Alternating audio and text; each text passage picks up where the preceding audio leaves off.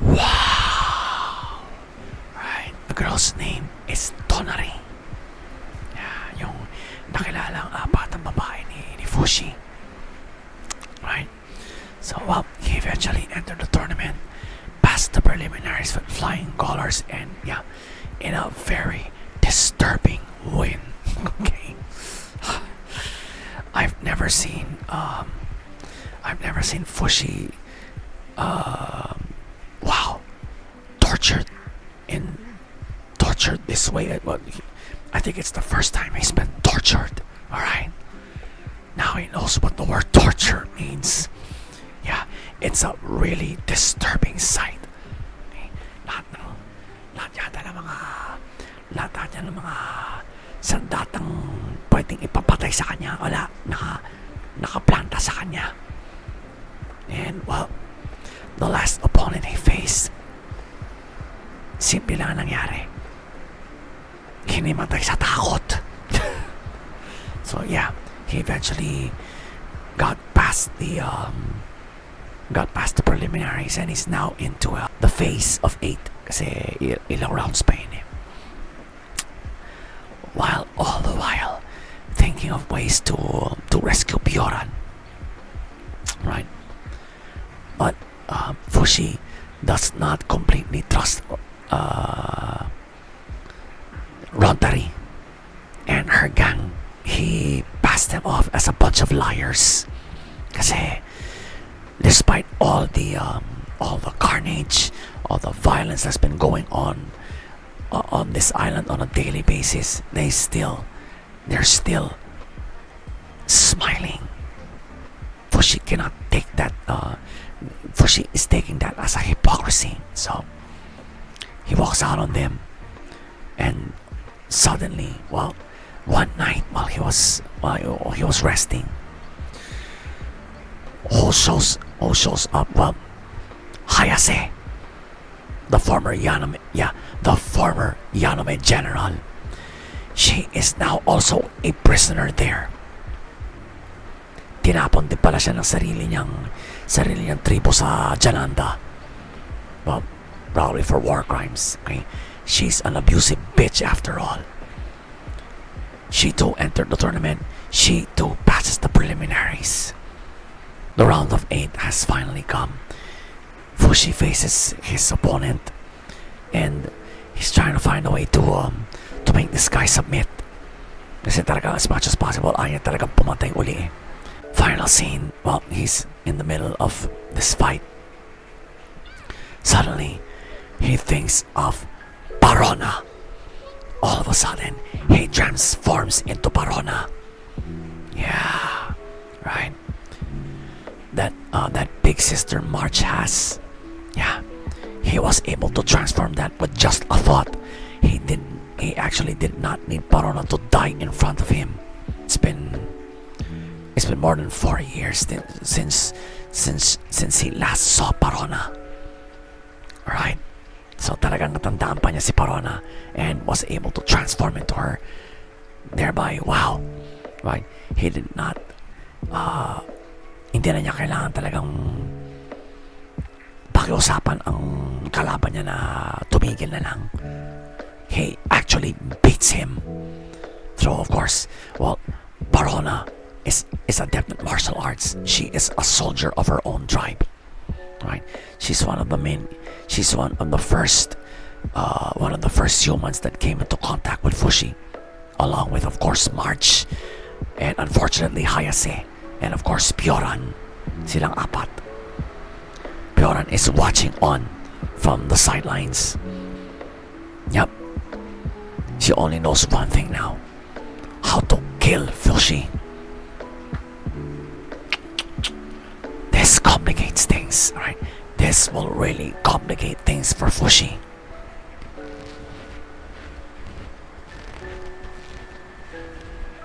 Overall, it's a fucking good episode. Pace, well, for To Your Eternity to go considerably fast like this, I got no complaints because it is totally okay. Why? Well, Fushi is practically in a lion's den. He can be corrupted anytime, anywhere on this island. Okay, so the battle scenes, the fight scenes, yep, totally okay. When the pace goes fast, right? It's totally okay. Talagang akmang-akma lang yung pacing sa bawat eksena. It really made me understand how distrustful Fushi is right now. Okay? He just could not trust anybody on this island. So the pacing will make you realize that. Okay? Now, flow naman. First gear shift. Well, Fushi wins the preliminaries, right? Like I said a while ago, in a very disturbing fashion. I guess the entire island now knows what his secret is, what he can do, that he's immortal, right? He's unkillable. Okay. And well, you can't blame Fushi for not trusting Traumerei and her gang. Well, you've seen it. Talagang sinasamantala nila ang pagiging immortal ni Fushi. Ang babata pa lang kung anong masasamang racket ang iniisip, no? This is a gang of delinquents, and I feel sorry for Fushi for getting mixed up with them, right? That's what this first gear shift made me think, right? Second gear shift is when, well, Hayase makes a return in a very disturbing way. She greets Fushi by licking his cheek while he was asleep. Ugh. Right. Up to now, I still despise that woman. Right. Well, she's the first villain of this anime. And well, now that she's back, probably the knockers are the least of Fushi's concerns right now. Okay. Final gear shift is when he was finally able to transform into something that he doesn't need to be stimulated by. Right? Inisip lang niya si Parona. Boom! He transforms into Parona. Now, he has Parona's martial arts moves.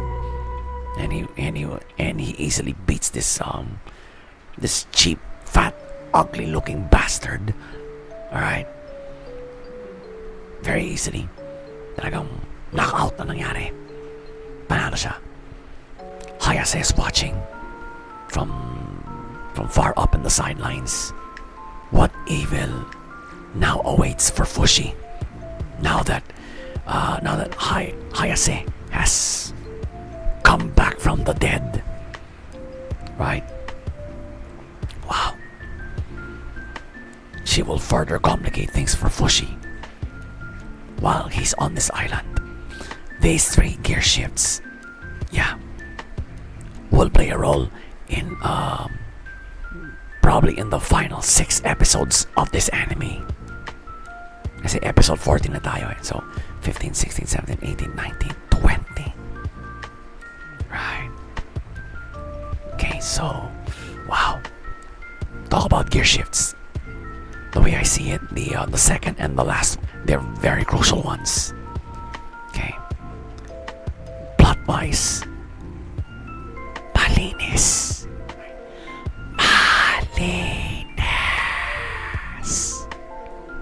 Right. Clean as a whistle. Then, wow. You just can't iron out an episode like this. Yung tuloy-tuloy ang storya. A familiar face comes, a familiar villain comes back to probably haunt Fushi's life again. And of course, well, through Fushi, Parona is back. Yup, the OGs are making their reappearances in this anime. Only the plot can give us that. A plot as clean as this one. Right, well, To Your Eternity's really probably not into, it's definitely not into side stories or even backstories, right? If there is a backstory, it's going to show it for a few seconds, right? And move on to the main story. So, well, pace, flow, and plot, yep, they really came together for this episode. Another great episode from this anime. So, To Your Eternity, episode 14.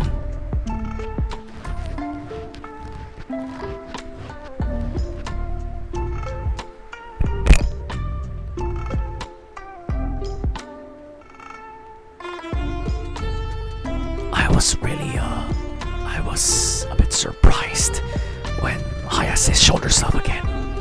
Si Fushia may gawa nun yung mahabang pila niya rin sa mukha. It's because when he first transformed into this bear, the giant bear, yeah, ang unang biktima ng giant bear form na to ay si Hayase. He actually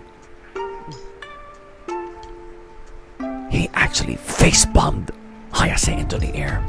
You remember that? That was episode, I think it was episode 3 or 4. Yup. He threw Hayase by face-bombing her. Wow. Biggest face-bomb I've ever seen in an anime. Alright. Phew. Kung totoong osong ay pag sinampal ka ng gano'n sa mukha malamang hindi ka na makakabahawan Ito pa kaya? Ito pa kaya? Now that Hayase is back, probably for revenge, because, well, based on the conversation that Traumerei had with her boss regarding Hayase, she was actually sent to a prison ship by none other than her nation, Yanome, probably because of war crimes. That bitch is into the habit of crossing the line. Alright? That's why she's the first villain of this anime. The knockers weren't a problem yet.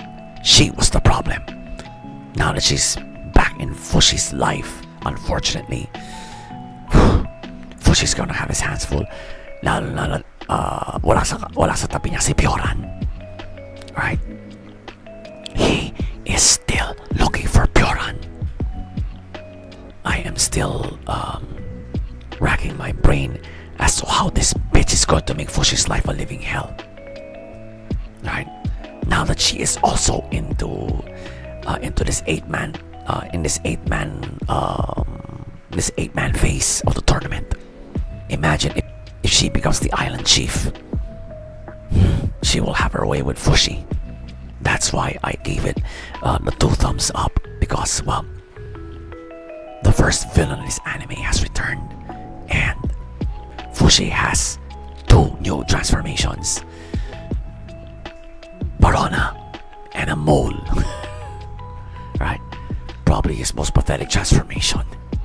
So again, To Your Eternity, episode 14.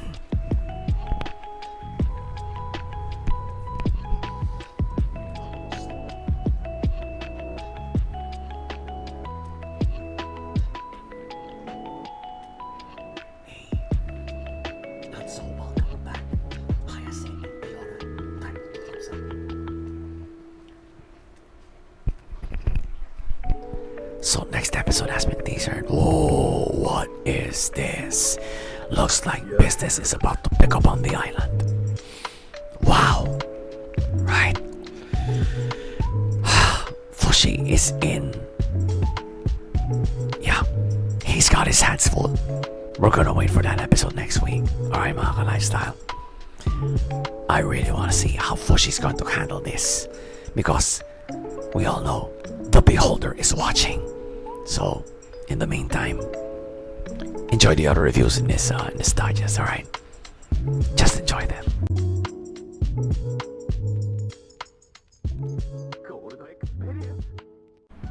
Wow! Alright. First real taste of cyberpunk action. Alright. Explain ko. The law has finally managed to recapture Miracle Mick here. Meron pala tumutulong, meron pala siyang second in command na undercover agent pala nila. Alright? Yun ang plano. Turn him into a cult leader with psychic powers. We all know he's a poser. And arrest him. In this cafe, nandun din ang mga Kirihara. Alright? So, well, nagkakagulo na. Then, all of a sudden, one of the enforcers shoot at Naoya. So, itong si Kuya Naoto, yun, nagalit. So, ginamitan niya ngayon ng power niya. Wow! Telekinetic pala itong si Naoto. He can stop bullets in their tracks. Grabe. Pinaulan na sila ng bala magkapatid. Wala. Tigil lahat. Tigil lahat. Those bullets just drop like flies the moment he let them go. So, ayun na. Pinadamay pa ng babae, yung isang waitress. Alright? Yung isang waitress na damay din. So, they actually took her out of the diner. And, well, when the smoke went down na, ayun, the Kurokis were able to recapture Miracle Mick. Yung kanyang second in command na undercover agent nila. Nagpakilala na siya. Alright, nagpakilala na siya. Well, kasamahan niyo ako. I'm a psychic. So, sabi ni Takuya, akala ko ba ako ng psychic? This government is trying to crack down on supernatural phenomenon. And every book, article, everything related to it, they're trying to erase it from existence. Right? Nagtaka nga rin ng mga Kirihara. Bakit merong psychic? Bakit merong psychic sa mga police? The SWE. It stands for Special Weapons Enforcement. This is the special branch of the Japanese government that handles this. Yung talagang handles thought crimes. Alright? Sila talaga yung nag-handle sa mga ganitong kaso. And why does the SWE have psychics in their ranks? Of course, the Kurokis and yung undercover agent na lumantad na as a psychic. Final scene. Yun nga, nag-contemplate ang Kirihara brothers. Yun nga, bakit meron silang nadat ng psychic sa ranggo ng mga pulis na to? Kung talagang ipinagbabawal ng gobyerno ito. In the end, now you said, in the end, there's no place for psychics. Wow. Overall, it's a really good episode. Talagang all the elements again of a cyberpunk anime are here. You have a dystopic society, which of course is being run by a corrupt government. Okay. Maraming palang cover-up palang nalalaman to. Outrageous technology. Okay. The government is exhausting every scientific resource it can to eliminate these thought crimes that they call. Okay? And of course, well, lead characters with issues. Alright? We just found out that the Kurokis have been abandoned by their parents. And so were the Kiriharas. They were actually given to a laboratory to be experimented on by their own parents. So, yeah. Technically, abandoned din sila. Now, pace. The pace is typical of a cyberpunk anime. Every moment is tense, with few crucial contemplation moments like the final scene, right? And kung mag backstory man, napakaikli. It's not fast enough to to make you lose interest. Pero, kung hindi kayo sanay manood ng mga cyberpunk anime, Nighthead 2041 is not for you. Ako na nagsasabi sa inyo, bilang cyberpunk fan. It's okay not to watch it, alright? But I don't know if it's okay for you to miss out. Okay? Basta sinasabi ko regarding the pacing, maganda ang pacing ng episode na to. Right? It is typical, if not quintessential, of a cyberpunk anime. Flow naman. Well, first gear shift is when these three boys actually approach Miracle Mick to cure them. Pero the one running the show here is the psychic girl. Okay, yung babae na kasama niya na psychic, yung pala undercover agent ng SWE. Pinalabas niya na magaling na siya. Later on in this episode, nakalata ni Naoya kung ano ang power ng babaeng to. Mind control. Right? So, pinalabas lang niya sa utak ng lalaki na magaling na siya. Right? And so, yung iba niyang kasama naniwala. Ito pa lang isa niyang kasama, bulag sa isang mata. He was born with a blind right eye. Okay? He was born with a blind right eye. So, pinagagalitan niya kay Miracle Mick. Kunyari, magaling na siya. Pero, nakita niya parang magaling na siya. But in reality, they're being controlled by this female na psychic. So, ganito pala ang front nito. Wow, scammer. Okay, pero, without this gear shift, we probably wouldn't suspect on how corrupt this government is. Ang lumalabas inosenteng biktima pala tong si Miracle Mick. Alright? Kumbaga sinetak siya ng babaeng to para maging cult leader.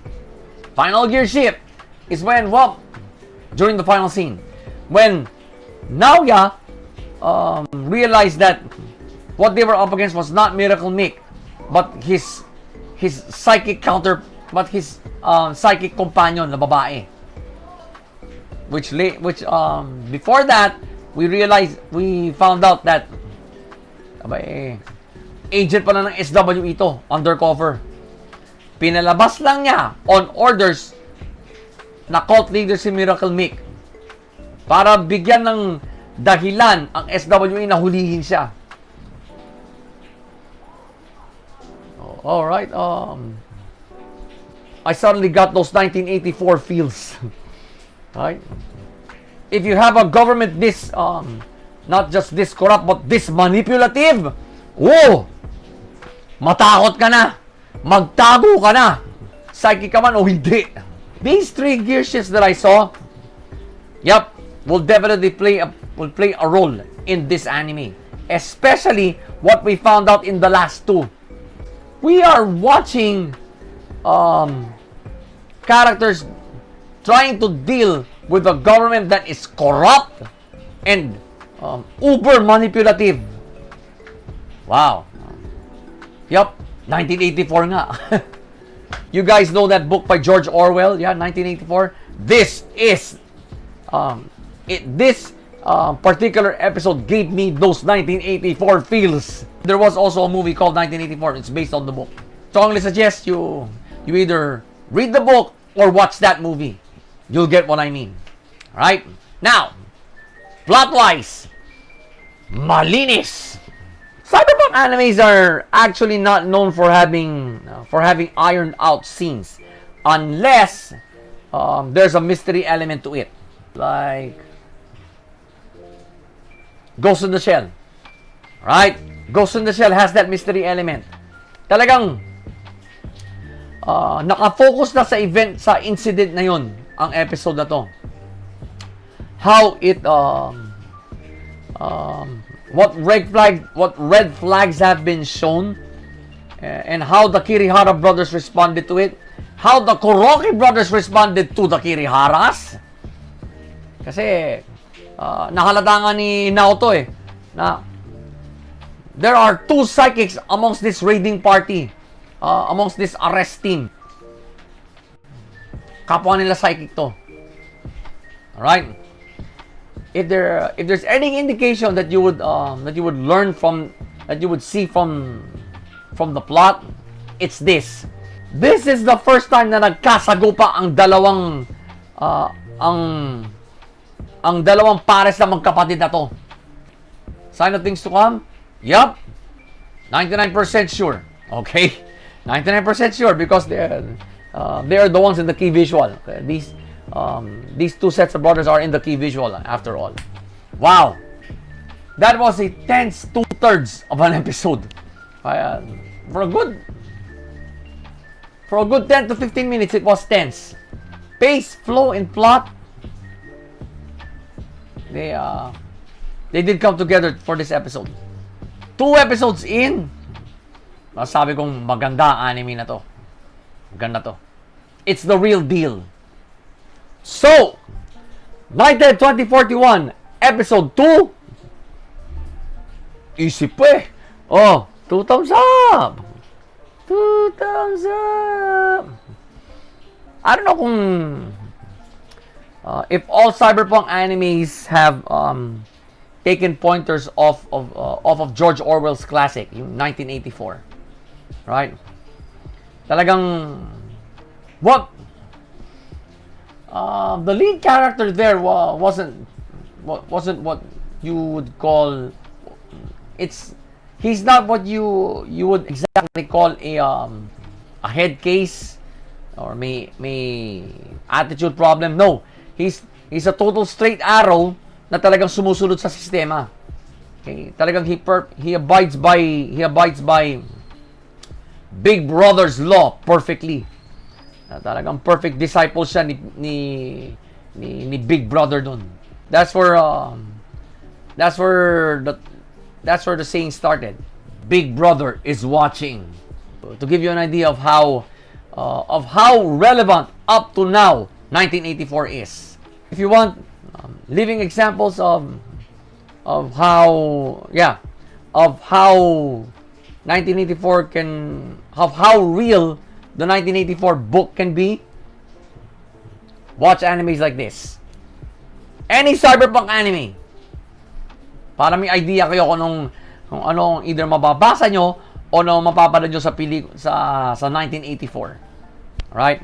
For me, it's one of the best literary works I have ever come across. Okay, I've seen the movie first. You would totally relate to all those cyberpunk animes that you have watched so far in your tenure as an otaku. Alright? So again, Nighthead 2041, episode 2. 2 thumbs up. Hey, 1984 feels 2 thumbs up, mga lifestyle. Rarely do I see a cyberpunk anime that does not teaser future episodes. Okay? Nighthead 2041 is now one of them. Kaya, no teasers. Okay? Second episode in, no teasers pa rin for the next episode. Kaya, ano ba hinihintay natin mga cyberpunk fans? Right? Abangan na lang tayo for the next episode next week. Well, and we're gonna watch that. Alright? We're going to deep dive into that also. Alright, mga ka-lifestyle. In the meantime, enjoy the other reviews in this digest. Alright? I'm sure you're gonna have a good time.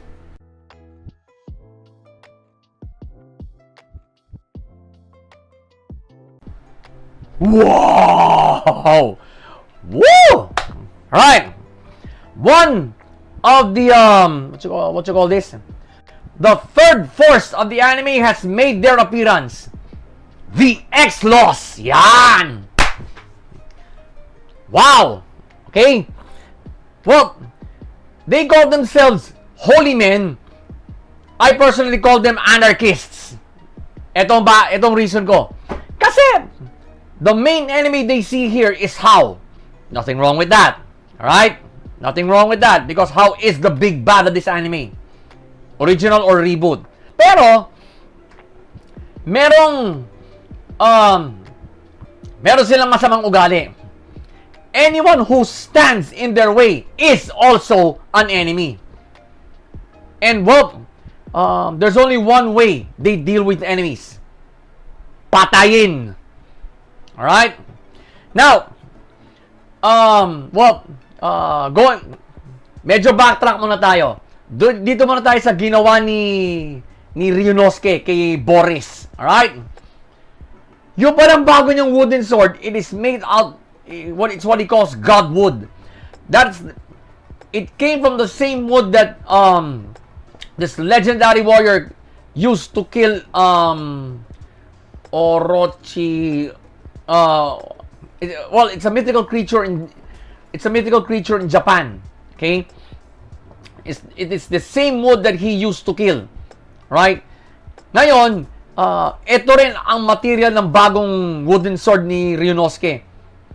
And wow! Did it heighten Tokagero's powers? Kaya, ang lakas na oversoul nito. Malakas na oversoul yung kay Ryunosuke. In one strike, talo si Boris. Alright? Talo! But, lalapitan na sana ni Yo para si Boris para tanungin kung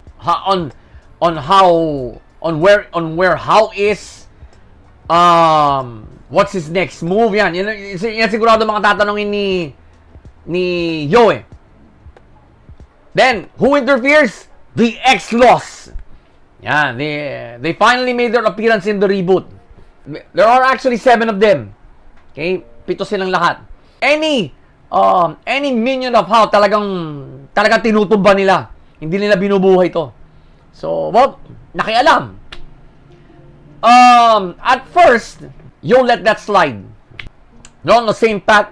They're on the same secret path to the Patch Village eh. Alright? So, sabay silang pumunta doon sa loob. And all the while, Lizard is, wow, mukhang hangang-hanga siya rito sa X-Loss. Nung nalaman na ni Yo ang talagang what you call this, on how the X-Loss operate, ayan, may papatayin na naman silang tauhan ni Hao eh. Nakiusap si Yo na wag munang patayin. Pero, hindi mapigil, so, nilabasan niya ang oversoul niya. So yun, sinugod niya yung captain. I forgot the captain's name. I forgot the captain's name. Yun ang sinugod niya. Sinabi niya, anyone who kills just because they're in their way is no better than how. So ito namang kapitan ng X-Loss, ayun, na-insult. He took that as an insult. So, as a result, nabali niya ang Harusame. Right? Ganon-ganon lang. Nakakaawa nga itsura ni Amidama Roy. Yung is in chibi mode. Kaya siguro, ano mangyayari sa akin? Wala na Harusame. Ito namang si Yo, chill lang. Samantala may iba niyang kasama, na-shock kasi naputo lang Harusame. So that means the X-Loss are a force to be reckoned with. Pero, if you've seen the episode or the original series, hindi agree si Yo sa mga methods nila. Siyang pinakaunang hindi umagree. Si Yo. Alright? So, yun nga. Naghiwalay na sila ng das. So, nanakot pa nga eh. Yung kapitan, the next time I see you, you're dead. Basically, yun na sinabi niya kay Yo.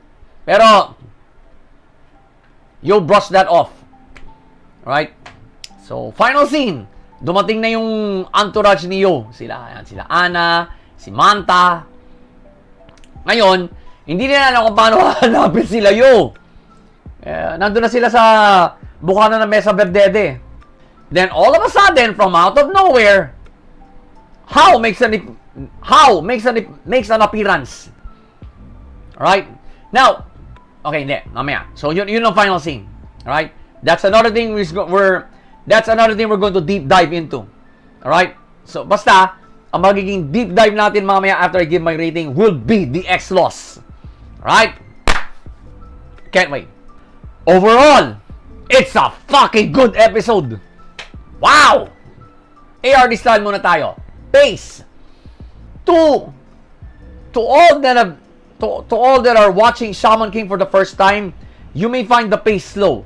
But for Long-time Shaman King fans like me, nope, wala akong naramdamang slowness sa pacing ng episode na to. When the X-Laws made their appearance, sabi ko, nako, tang-inang yan. Magiging tense to buong episode. Ayun, tama nga hinala ako. Doon pa lang nagkasubukan na ng prinsipyo ang dalawang grupo. Yung grupo ni Yo at ng X-Laws. Alright? Dito pa lang nagkasubukan na sila ng prinsipyo. So, the pacing for me, alright, it's fast enough to make you understand that nope, the X-Laws and Team Yo, they don't mix.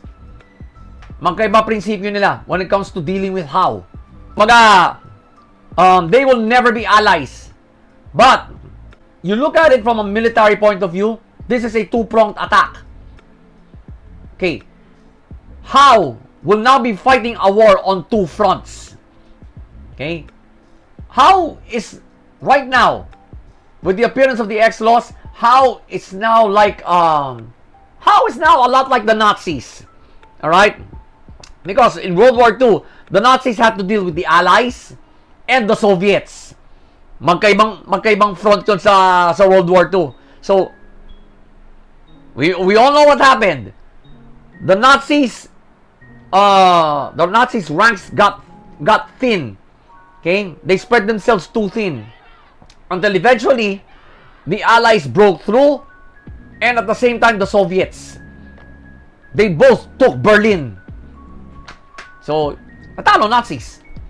A united front is not a good idea. Okay? You're just giving how the advantage. Okay? The way I see it. And the pacing made me realize that. Yan. Alright? Pero, yung medyo mabagal din yung ano. Kasi, right after, what you call this? Nabali ang Harusame. I don't know kung bakit hindi siya tinuluyan ng captain ng X-Laws eh. Right there and then, dapat nagkasubukan na sila eh. Ng lakas, hindi lang ng prinsipyo. So, right there and then, nagkaroon ng light moment kasi parang baliwala kayo eh. Ngumiti pa rin siya eh. Sabi niya, paano to? Sabi, bali na si Harusame. Ito naman mga barkada niya, sabi niya, ang chill mo pa rin. Hindi ka ba nai-stress ngayon? Kanila siguro. Nabali yun ang pinaka-medium niya first oversoul eh. Paano na? Wala, chill pa rin siya eh. Alright? Chill pa rin siya. So that is the only light moment I saw here. Okay, I think that's the only light moment in this episode. Yeah, the rest was tense. Pero the pacing was really good. Okay? Pacing was really good. Flow naman. First gear shift was when the X-Laws made their appearance. So, thought, nako, puta, ito na. Sabi ko. When I was watching the episode, sabi ko, tang ina, ito na ang X-Laws. Because I did watch the original series all those years ago. It complicated things for Team Yo. Alright? I'll explain a little bit more after my rating. Alright? So, that's the first gear shift. And probably it'll probably be one of the most crucial gear shifts of the reboot. Okay? Ginagaranti ko na sa inyo yan. Alright? Second gear shift is when, nung susugod na si Big Guy Bill, yung isang tauhan isa pang alipores ni Hauto, kasama dun sa yung unang pumang-abot na pangkat ng kulto ni Hao. Alright? So, siyang sumugod sa X-Laws. Then, the X-Laws simply overwhelmed him. At yun, itutumba na siya ng captain dun sa pinigilan niyo. That's the gear shift. this gear shift showed us how, why Yo should be the Shaman King. Right? Because it's a common leadership principle. Compassion. Right? If you have no compassion, you don't deserve to be a leader. Okay? Because, well, compassion fuels judgment. Yan, ha? Okay? Personal development principle yan. Alright? You heard it from me, mga ka-lifestyle. Lintik ang compassion ng batang to. Okay? And you can never be a just ruler if you don't have one. If you don't have compassion. Kaya yung prinsipyo ng X-Laws, may mali rito. May mali dito. So, that gear shift will show you why Yo should be the Shaman King. Okay? Final gear shift is when what?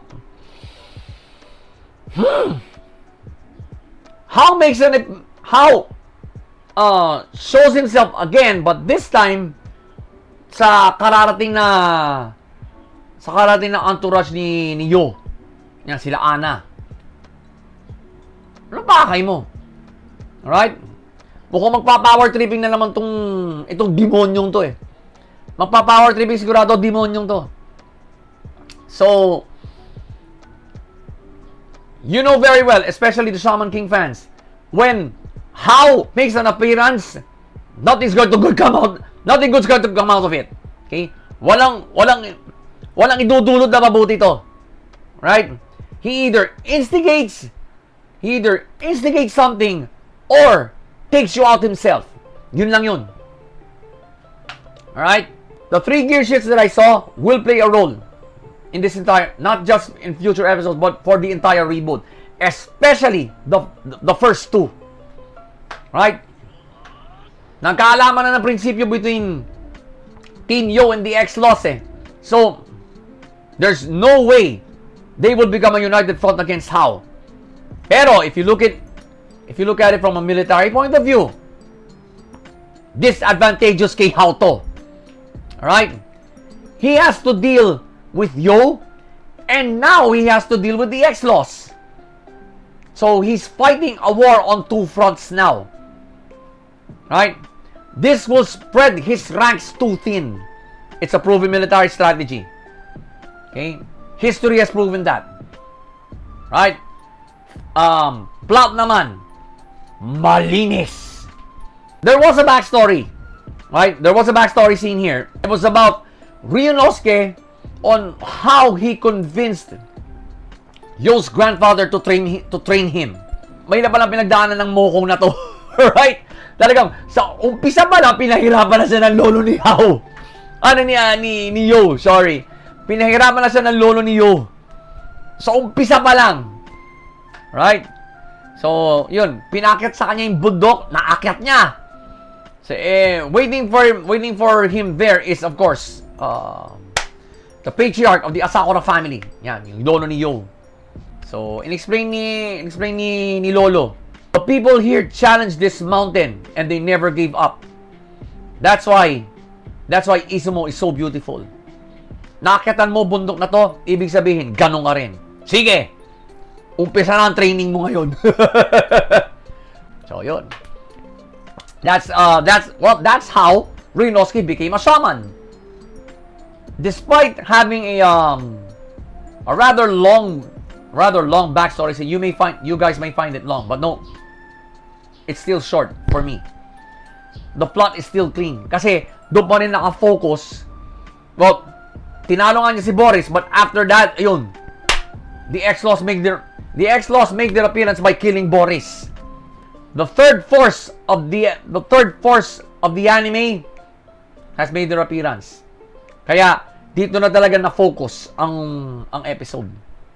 Kaya malinis pa rin ang plot. Pace, flow, and plot, they came together for this episode. They were almost indistinguishable from each other. Ay, medyo nahirapan ako kasi I was really both pensive and excited because the X-Laws have made their appearance. Right? It will now set that chain of events leading to the finale. Actually, medyo napaaga ang appearance nila. Right? In the original series, they did not make their appearance until the start of the second third of the run. Alright? Until after siguro mga after episode 21 or 22 yata. That's when they made their appearance. Ang X-Loss. Another great episode from this reboot. Galing. So, Shaman King 2021 episode, hindi ko na makalimutan, 17? Kagad! 2 thumbs up! Okay. Let's deep dive into what the X-Loss may do in this reboot. Now, tandaan ninyo, alright? Ibinabase ko lang ito sa original series. Kung anong pwedeng gawin ng mga X-Loss dito. Number 1, they will try to recruit Lizard. Yan, ako na nagsasabi sa inyo. Ang ni-recruit nilang kasama niyo dito si Lizard. Yeah, eventually, yes, Lizard did join the X-Loss. Right? In the original series, na-disappoint sa kanya si Yo. Okay? Na-disappoint si Yo. Number 2, down the line, magkakasagupa ang Team Yo at ang X-Loss. Much like in the original series. Hindi. I think in the original series, hindi yata sila tawag dito? Hindi. During the final 10 episodes, I think in-outright challenge nila si Hao Nun. They all died. Okay? That's sila namatay. Except si Lizard, who eventually went back to Team Yo. Okay? So, ito lang yung mga possible scenarios. Kasi, andito na ang X-Loss. Okay? The third force of this anime. They really complicated things for the main for our lead characters. They really complicated things. Kasi, Yo's inner circle grew. The X-Loss, bahagya lang. Kasi, dumifect sa kanila si Lizard. Alright? When Lizard left Yo, tatlo pa pumalit. One of them was Faust. Okay, one of them was Faust in the original series, ha. Now, napaaga ngayon ang appearance ng X-Loss. So, mapapaaga rin sigurado ang pag-defect ni Lizard sa kanila. And eventually, he will be replaced by 3 more. Faust being one of them. Alright? So, yan. Baka yan na magiging takbo ng reboot na to.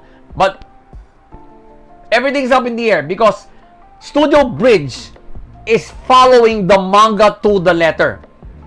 Right? I didn't read the manga. Excuse me.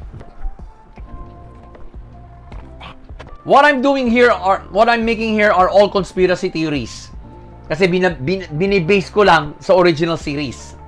Everything is still up in the air. I did not read the manga at all. They say it was 35 volumes. So, Studio Bridge, they have been true to their word. There are scenes so far in this anime na talagang hindi ako familiar. So, they are following the manga to the letter. Right? So we can safely deduce that they are delivering on their promise. Well, they're over-delivering, in my opinion. Because, compare mo yung I don't know. Yeah, they can compare animations naman. I forgot kung sino ang studio ng original series eh. But in the case of Bridge, maganda ang nila dito. Magandang animation nila. Alright? I guess it's also based on the manga. Okay? Even the violence. Alright? Mas matindi kasi ang violence ng dito sa reboot kaysa original. Alright? Wow! The X-Laws are now here. Wonderful. So again, Shaman King 2021, episode 17. 2 thumbs up. Hey. Oh my God, the X-Laws are here. 2 thumbs up, mga ka-lifestyle. So, title of the next episode has been teasered. Ano kayang gagawin nila, Ana, no? Abay, ang unang sumalubong sa kanila, si How eh. Imbis na si Yo. Si How pa. I don't know what How's deal is right now. Alright? He's probably over-branding himself. Alright? Just goes to show you how arrogant this on how arrogant this demon is. Right? On how arrogant this villain is. Alright? Kaya siya talaga ang big bad ng anime na to eh. Tutupa more tayo next week. We're going to watch that episode, alright? Basta anything that How is directly concerned with, nope, nothing good's going to come out of it, alright? I'm already expecting horrible things now, alright? So in the meantime, enjoy the other reviews in this digest.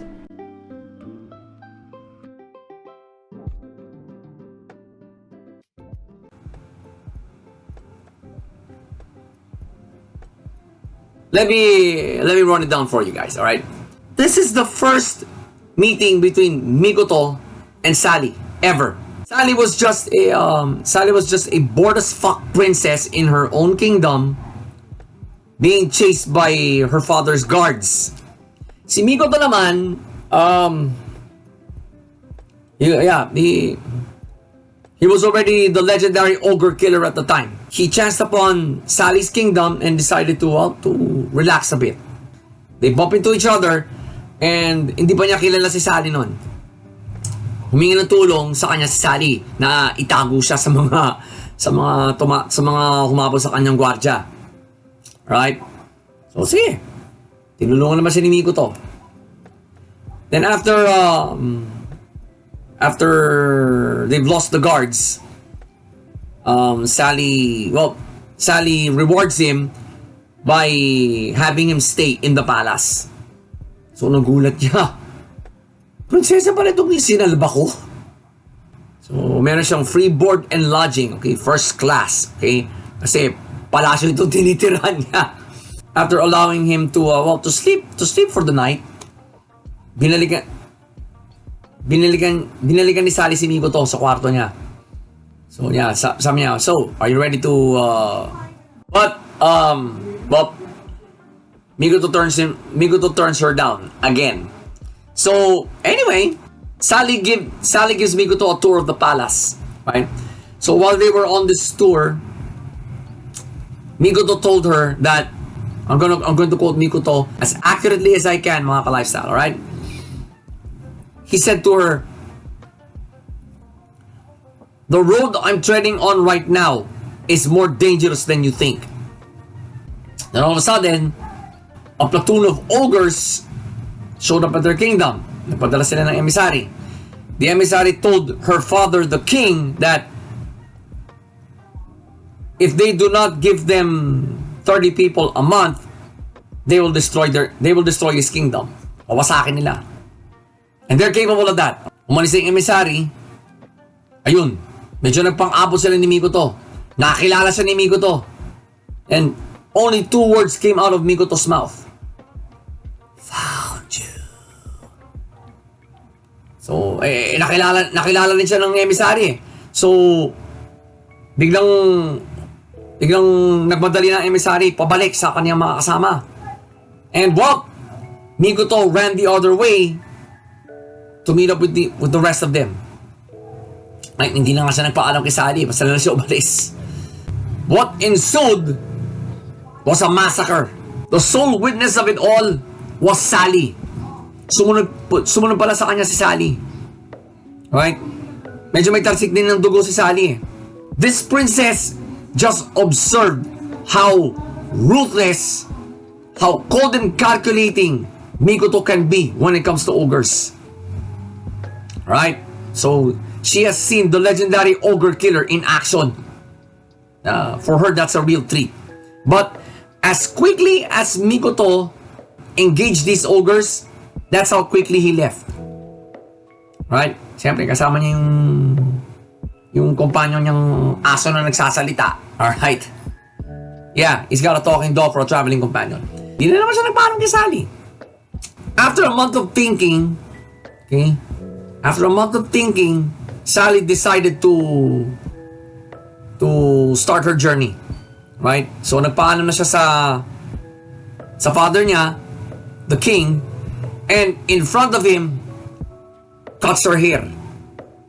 So, ganito, yan, ganyan kaikli. Ganyan kaikli book ni Sally ngayon. The look she has now, okay, at the start, since episode 1. Final scene. We now go back to episode 1. This is 5 years later, where Sally discovers Frau. Nakabulagta sa lupa. That's how the pilot started. Right? Bakit ako gumanon? I'll explain later. Overall,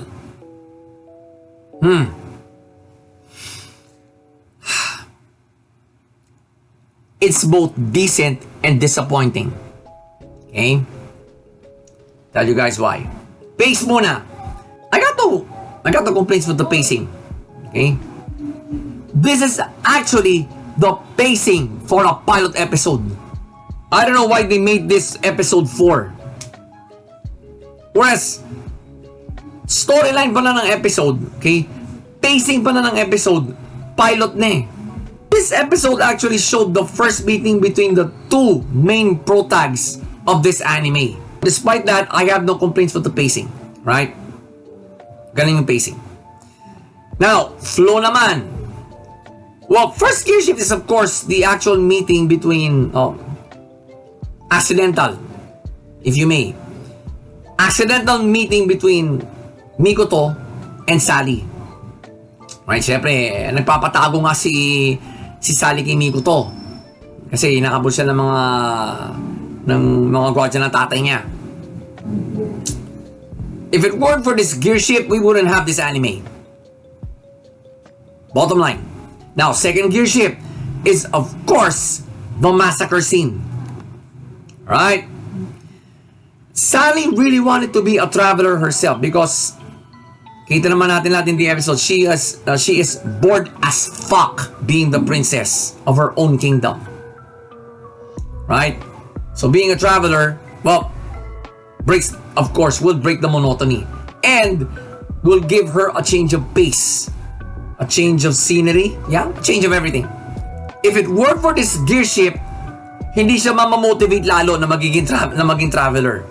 Because, well, she saw it firsthand how the legendary ogre killer kills ogres. He is merciless, okay? He is cold, calculating, and ruthless when it comes to these ogres. Right? Talagang kita mo na malalim ang galit niya. Malalim ang galit ni Mikoto sa mga ogre. Right? But he kills them with surgical precision. Talagang nag-iisip pa rin siya habang lumalaban. He still gets to think. Seeing the legendary ogre killer in action firsthand, yep, that is a real treat for Sally. So, this was now her motivation to becoming a traveler herself. Although hindi siya pinagbigyan ni Mikoto na sumama. That did not faze her at all. Okay? Final gear shift is when, well, she finally told her father that she's going to start her own journey na. You can now say that the girl has become a woman. For that gear shift, we wouldn't see how much Sally has grown in a month after that incident, on how sure she is now of her decision to travel. These 3 gear shifts have played a role so far in this anime, and it will continue to play a role down the line. Right? Kaya sinabi kong gear shift silang tatlo. pare-pareho lang yung all this. Yung importance. Plot-wise, for the first time, malinis ang plot. What kind of side story could you incorporate in this kind of an episode? Ba? Because, well, sinasabi ko na sa inyo ngayon mga ka-lifestyle, I feel this is the actual pilot of this anime. Ano ilalagay mong backstory? And unlike episode 4 of Attack on Titan final season, there were no sleeper moments. I'll give this episode that. Kasi, wow, massacre scene. Ganito pala kagaling pumatay ng ogre si Mikoto. So you two will be shocked. The plot was really clean for the first time. Okay, for the first time, malinis yung plot ng episode. Pace, flow, and plot came together for this episode. But I could not erase the fact that this is just episode 4. Why Asahi Productions? Why? Why did you not make this the pilot? Ha? Bakit hindi itong ginawa niyong pilot? Eh nandito yung pinaka-origin ng anime na to. I don't get you guys. So, Boy Riverside, episode 4. Sorry.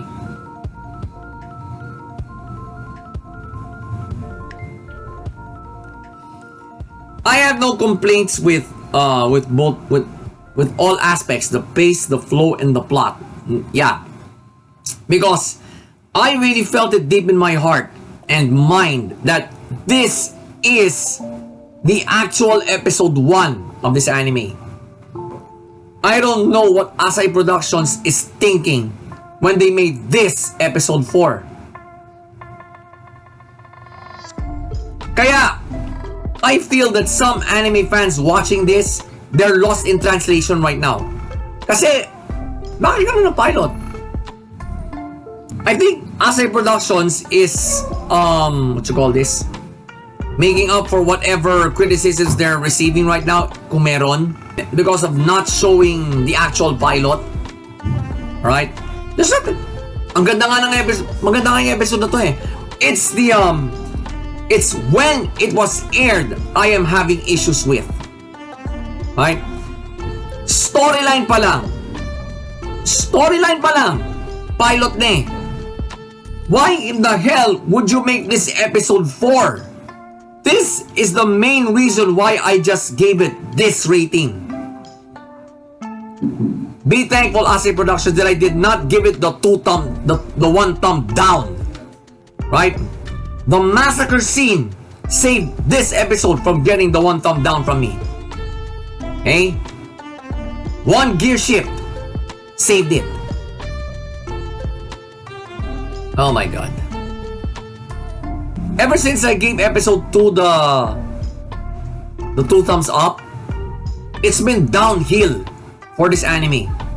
Kasi last episode, I gave it 1 thumb up lang. Now, it's this. Mukhang pababa na pababa. I don't know. Boy Riverside has a great storyline. Okay? I hope this decision of yours will not completely destroy the anime. Okay? For me, Asahi Productions, this was a bad call to make. Okay? Putting this as episode 4 instead of the pilot, parang, well, I think you're taking the anime fans as idiots. Mukhang, mga ka-lifestyle, mukhang ginago tayo ng Asahi Productions dito. Okay?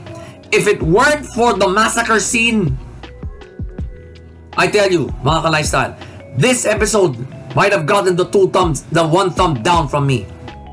My lowest rating. Dapat ito ang ginawa nilang pilot, not episode 1.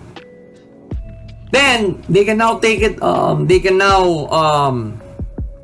They can now use whatever style they intend to originally for this anime. Basta bigyan lang ng malinaw na explanation as to how the two main pro tags first met. Right? Then take it from there. Okay? At least maiintindihan na ng mga tao kung ano ang pinagmulan ng kwentong ito. On how Peach Boy Riverside actually started. Hindi. Ito lang. Halatang-halata na this is the pilot eh.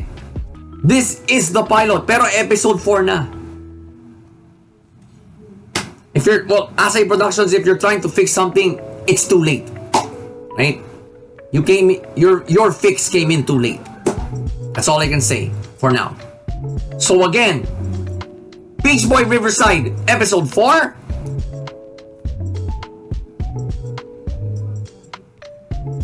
Talagang gano'n mga ka-lifestyle. We're not the animators, kaya we're just there to watch and rate. Sa inis ko, right? Sa inis ko sa episode na to, I did not bother after the post credit, yung final scene na post credit, hindi ko na pinunod yung teaser for the next episode. So I don't know what the title is, but anyway, why should you watch that part anyway? Teaser lang eh. Let's just wait for the next episode and watch it, right? In the meantime, mga ka-lifestyle, enjoy the other reviews in this digest, right?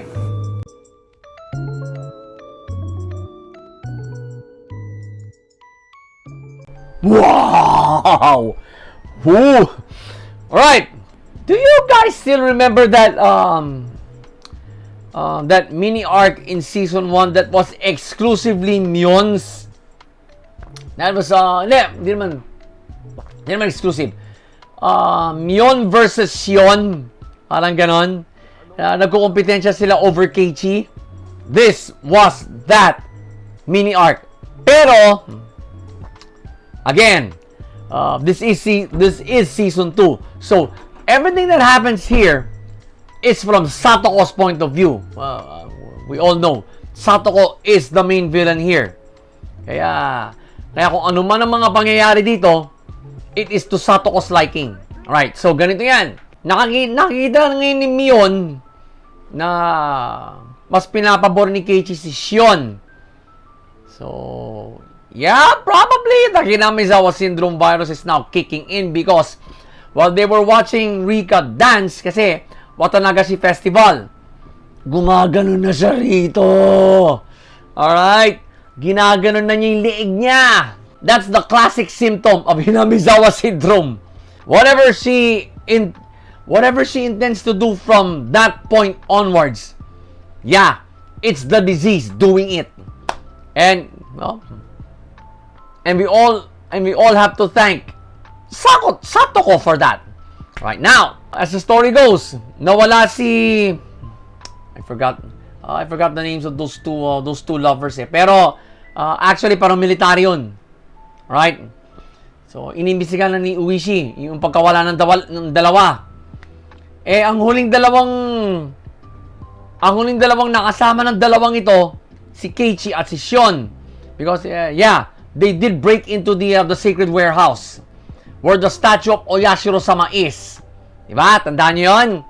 Alright? That was creepy. Right? That was creepy. Yung side ni that would be from Rika's point of view. So, yeah, it is still creepy. Hinahanap ngayon si Keiichi. Hinahanap ngayon ni Uishi si Keiichi kay Shion. And Shion doesn't know where Keiichi is now. Nalaman ni Myon. In a very disturbing way, kinumpronta niya si Shion. Yan, tanong niya, ano bang nangyari kay Keiichi? Right? Is he going to die because of you? Umiral na ang galit, tapos sumisipa na ang Hinamizawa syndrome virus. Okay? That has a hand in it dito. Yung taser, yung stun gun na binigay ng bodyguard ni Shion kay Shion, nagamit ni Myon kay Shion. And sa tindi ng galit niya, Myon strangles her own twin sister to death. If that's not disturbing to you, I don't know what is. Alright? Grabe. So, final scene. Nandun ngayon si Myon sa tulugan ng kanilang lola, the matriarch of the Sonosaki family. Tinasered din niya yon at tinanong niya kung ano ang kinalaman ng pamilya nila sa sumpa ni Oyashiro-sama. Right? Wow! The final half of this episode was really disturbing. Overall, it is another fucking good episode from this anime. From this reboot, ha? Tandaan nyo, this is season 2 of the reboot. And if any focus is being mattered here, all that matters is Satoko's focus. It's the only thing that's relevant right now. Now, pace. First half of the episode, it was slice of life. Then, from the scene where nagpang-abot sila Keiichi, Shion at Myon doon sa pinagtatrabahuan ni Myon, that's when it went dark. Okay? That's when it went disturbing. In typical Higurashi fashion, the pacing was really good. This is what Higurashi is known for. Yung pacing niya talaga. Imbis na I don't know what the current generation loves, jump scares. I love a good build up to a scare. Eto yun. Right? Eto yun. Right? The pace that is vintage Higurashi. Nandito rin sa episode na to. Now, flow. Well, first gear shift is the opening scene. Okay? Nagpanggap si Myon na si Shion. Doon siya pumasok sa pinagtatrabahuan ni Shion, yung parang coffee shop. Right? And you can tell immediately that it was Myon instead. Kasi dala-dala niya yung manyikang binigay sa kanya ni Keiichi. The vintage doll, yeah? Dala niya. So, we can now safely assume that is Myon, not Shion. Right? Kasi, well, whether we Higurashi fans admit it or not, nagpapakilamanan ng buhay itong kambal na to. Right? Proven na yan. Proven na yan by the opening scene. Kasi, nagpanggap na si Myon, doon sa pinagtatrabuhan niya. And you can tell, she has that vintage doll na binigay sa kanya ni Keiichi. Dala-dala niya. Right? She really treasures that kasi, well, she has feelings for Keiichi. And then suddenly, ito namang kabal niya, gusto namang agawin si Keiichi sa kanya. So, second gear shift is when, that toy store scene, nung kumbaga, kinaladkad na ni Shion si Keiichi out of that toy store para makapagtrabaho naman ng mabuti si Myon. Well, Shion nasa point. Pero, I think Myon is taking this very differently. Right? She feels na inaagawan na naman siya ng lalaki ni Shion. In her face, at her workplace, at nandun pa si Keiichi. Right? That's a gear shift. Final gear shift is when, well, we got another murder scene in this anime. When Myon kills her own twin sister. Dahil idinamay pala ni Shion dito sa pagkawala ng mag-boyfriend. Kasi sila ang huling dalawang nakitang kasama ng mag-boyfriend na to eh. So, Ueshi's investigation now leads to Shion So he now questions Shion about Keiichi's whereabouts. Kasi gusto rin niya kausapin si Keiichi. Anong nalalaman niya? That pissed off Mion to the max. To the point na, ayun, nabaliw na siya sa galit. Pinatay niya sa sakal ang kapatid niya. Wow! Right? Simply wow! Whew! I am so glad Higurashi's back. Ngayon ko pa lang, sasabihin ko na. I am so glad the Higurashi reboot is back. Was given another season. Right? But, on to business. Saan ba tayo? Plot! Well, in typical Higurashi fashion, planchado ang plot. But, again, I am warning you guys. I am warning you mga ka-lifestyle. If you did not see Season 1, go watch it now. Because I am 99% sure hindi nyo maiintindihan ang Season 2. Ako na nagsasabi sa inyo. Although, we're only 5 episodes in. Right? Because the plot is so organized, you know it's Higurashi.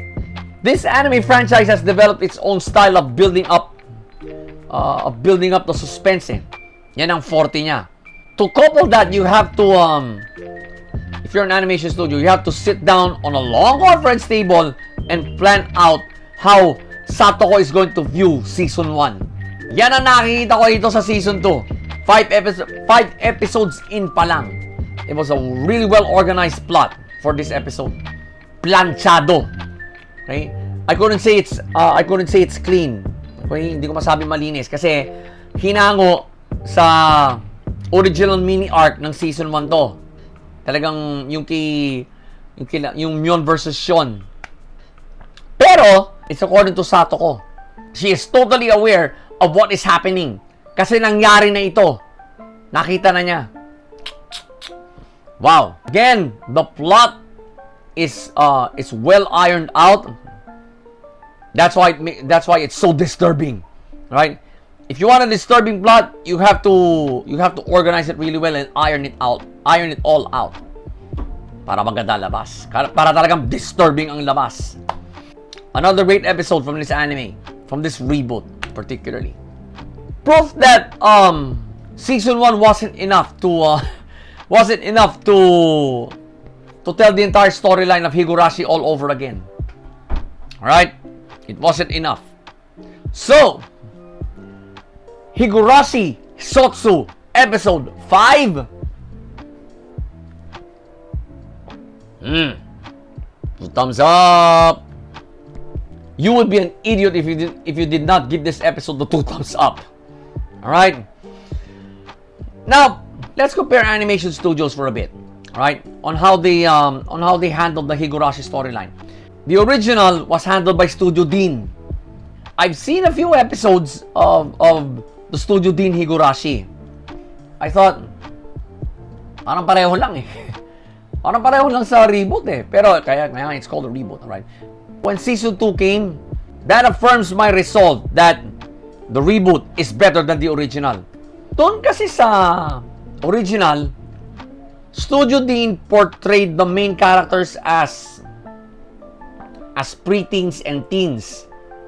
Dito, talagang we started out with Satoko and Rika as kids. Si Satoko at si Rika talagang masasabi mo talaga mga bata to when it comes to their demeanor. And for them killing someone, yeah, that makes it more disturbing. That makes it more disturbing. These two kids capable of suicide and probably in the case of Satoko, planning someone's murder. Ewan ko lang kung hindi magiging disturbing sa inyo yun. I did not find Satoko and Rika disturbing in the original. Dito, oh yeah. Alright. Satoko is probably the most disturbing of all the lead characters. Right now, right now. Kasi nung season 1, to each his own eh. Here in season 2, talagang si Satoko ang most disturbing dito. Because she is the one pulling the strings. She is the one running the show now. At hindi alam ng iba. Hindi pa. Because in season 1, it took 23 episodes for the rest to realize it. It took 23 episodes. Dito, wala pa so far. But I would love to see the looks on their faces when they realize that Satoko has been playing them all along just to keep Rika in Hinamizawa. Wow. Ano kaya magiging repercussions nun, ano? I hope that leads to a great finale. Pero episode 5 pa lang tayo. This is another certified disturbing episode from this franchise. Alright? So again, Higurashi SOTSU episode 5. 2 thumbs up. Another disturbing 2 thumbs up, mga lifestyle. Title of the next episode has been teasered in typical Higurashi fashion. Alam natin lahat, mini arc ito eh. So, why bother deep diving into the title when we can wait for next week and watch the actual episode? Diba? So, enjoy the other reviews, mga ka-lifestyle.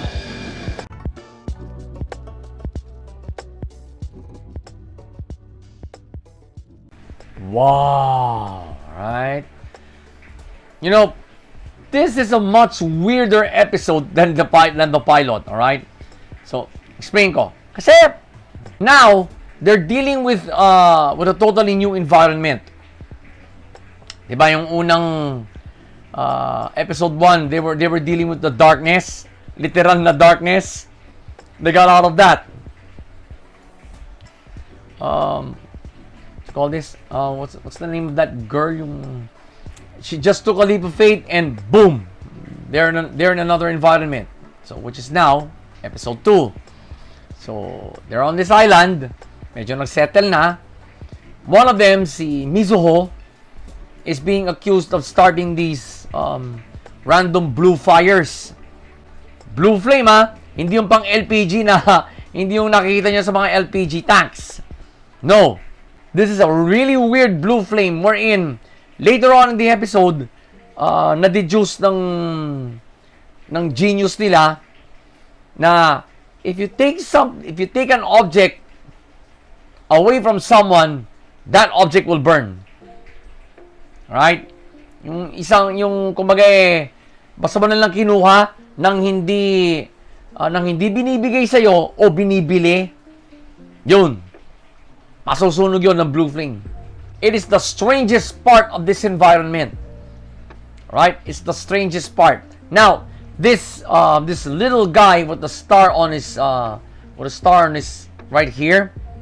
Yep, he's up to his old evil tricks again. Kumaga, I don't know what this little bastard's deal is. Every time a crisis comes up, he is always there to use it to his advantage. All right? But Mizuho wouldn't buy any of that. Eventually, Mizuho apologized for dropping loads of cash on the island, which, well, ito naman mga kapwa niya estudyante, ito naman mga classmates niya, pinagpupulot, ayun, biglang lumiyab into blue flame. Right? So she's apologizing for setting the entire island on fire just by doing that. Kasi yun ang power niya. Right? Kumbaga, nagmamaterials na lang kahit anong object na isipin niya. But after the entire island was burned down, in a matter of minutes, it's all fertile again. Parang walang nangyari. Parang hindi tinamaan ng sunog. Parang back to normal. Now, final scene. So, nag-usap sila talaga, I really forgot that girl's name.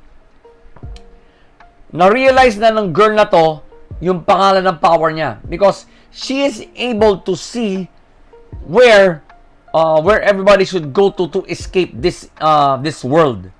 Itong world na to. Yun din ang ginawa niya no kasi sa pilot. Nakita niya yung kumbaga the direction you should go to escape that world. Okay? So she gave her power a name. Compass. And wow! This is probably the only anime I have ever encountered that does not have opening credits. Wala! Diretso kagad sa storya. Overall, it's a good episode. Alright? It's a good episode. But not good enough like the pilot. I'm gonna explain it ARD style to be specific. Pace. Well, the pace was too fast for its own good. Okay? Kasi the lead characters are trying to solve this case na basta na lang mayroong isang bagay magliliyab ng blue ng asul na apoy. But this flame only feels hot. It doesn't consume. Right? It doesn't consume. Kumbaga, you all know, well, I don't know if you're Catholic or Jew. Are you familiar with the burning bush? Ganon yun. God appears before Moses in the form of a burning bush na merong apoy pero hindi kinukonsume niya yung bush, yung halaman. Yup, it works this way. Yung blue flame dito sa episode na to. Parang ganun yun. They should have slowed the pace down a little bit more.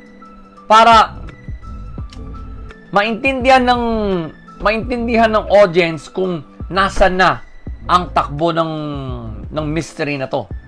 Ng kasong ito. Right? So, pero while the lead characters are trying to solve this guy with the star right here is making his own moves. So, kumbaga, side story ito. But if it weren't for the pacing of this episode, we wouldn't realize that.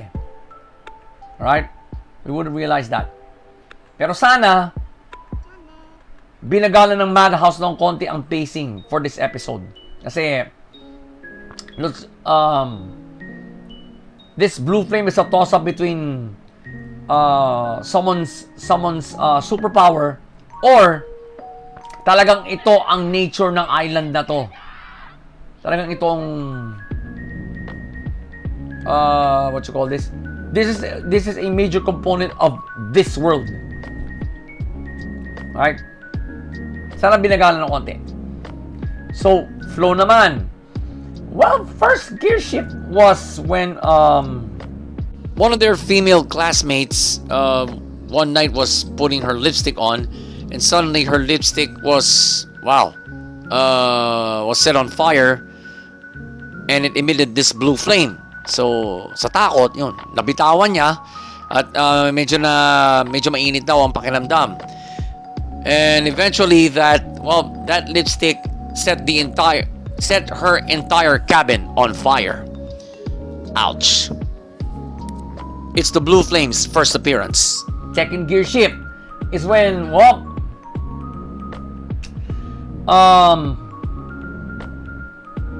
the guy with the kid with the star here, he first tried to stir up controversy by accusing Mizuho of all of this. Okay, kasi the rumors started going around and this kid goes Loki again, stirring up controversy. I don't know what this kid's deal is. Gusto niya ba sumikat? Well, sumisikat siya in the wrong way, right? He's now starting to be the main villain of this show. Okay? So, this gear shift actually showed how much of a villain this kid can be.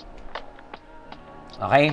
Final gear shift is when, Mizuho Mizuho eventually apologized for setting the island on fire. But for everything else that has happened because of that blue flame, it's not her fault. Right? So, she finally set the record straight after being silent for a bizarrely long while. Okay? Now, these 3 gear shifts, the way I see it, will play a role in future episodes of this anime. Especially the first two. The first two. Bakit? Kasi, for the first gear shift, the kids have now realized what kind of environment they're dealing with now.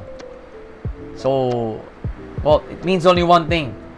Do not take anything unless it's been given to you or you bought it. Kaya itong yung isang bida na genius, he actually created an app wherein everybody can transact with parang cryptocurrency, parang ganun. Alright? Malacoins.ph or Paymaya here in the Philippines. You transact it through your phone. Parang ganun yan. So, ngayon pa lang sa episode na to, those two gear shifts are making an impact na. I really forgot the names of these kids. Ugh! Plot-wise, planchado. Right? I could not say that the plot for this episode is clean kasi ang daming there are so many scenes to consider. There are so many scenes to deep dive in. Okay? Especially the ones involving Star Kid. Okay? What do I call him? Star Kid? Because he does have a star right here. He does have a star tattoo here. So it put my attention on these different scenarios. Hindi siya talaga nakafocus sa takbo ng kasong ito. Pero it's organized just right. Okay? It's ironed out. Okay? It's ironed out really good. Okay, so that's my judgment on the plot. Okay? Another bizarre episode in this anime. Right? But a good one. Okay? But a good one. So, Sonny Boy, episode 2.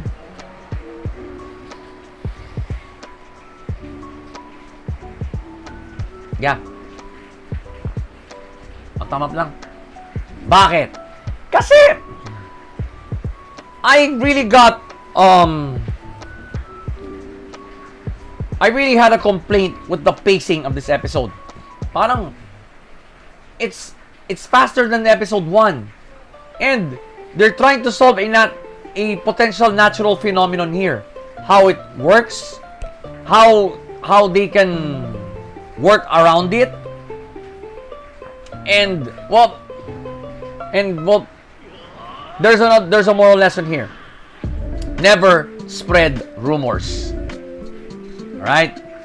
It's too fast for its own good. If I weren't gluing my eyes to this episode, hindi ko magigets lahat ng nangyari dito eh.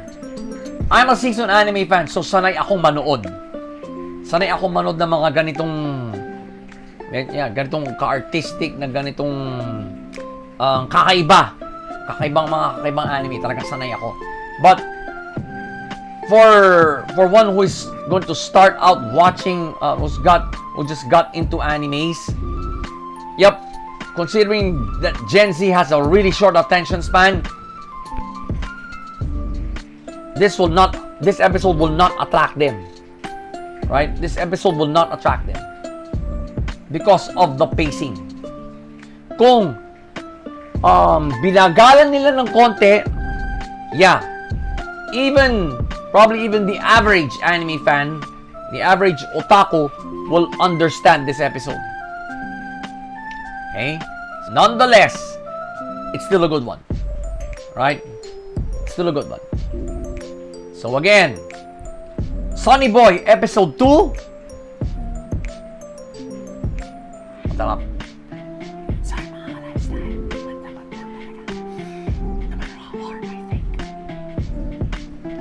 Well, it's now confirmed. Looks like this anime is not into teasering the next episode like Tokyo Revengers, like its fellow roster member, Nighthead 2041. Yan, mga ganyan. So, simple lang ang gagawin natin. Wait for next week and watch that episode. So that we can, this anime does have the deep dive factor. Although 2 episodes in pa lang, masasabi ko na talaga may deep dive factor ang anime na to.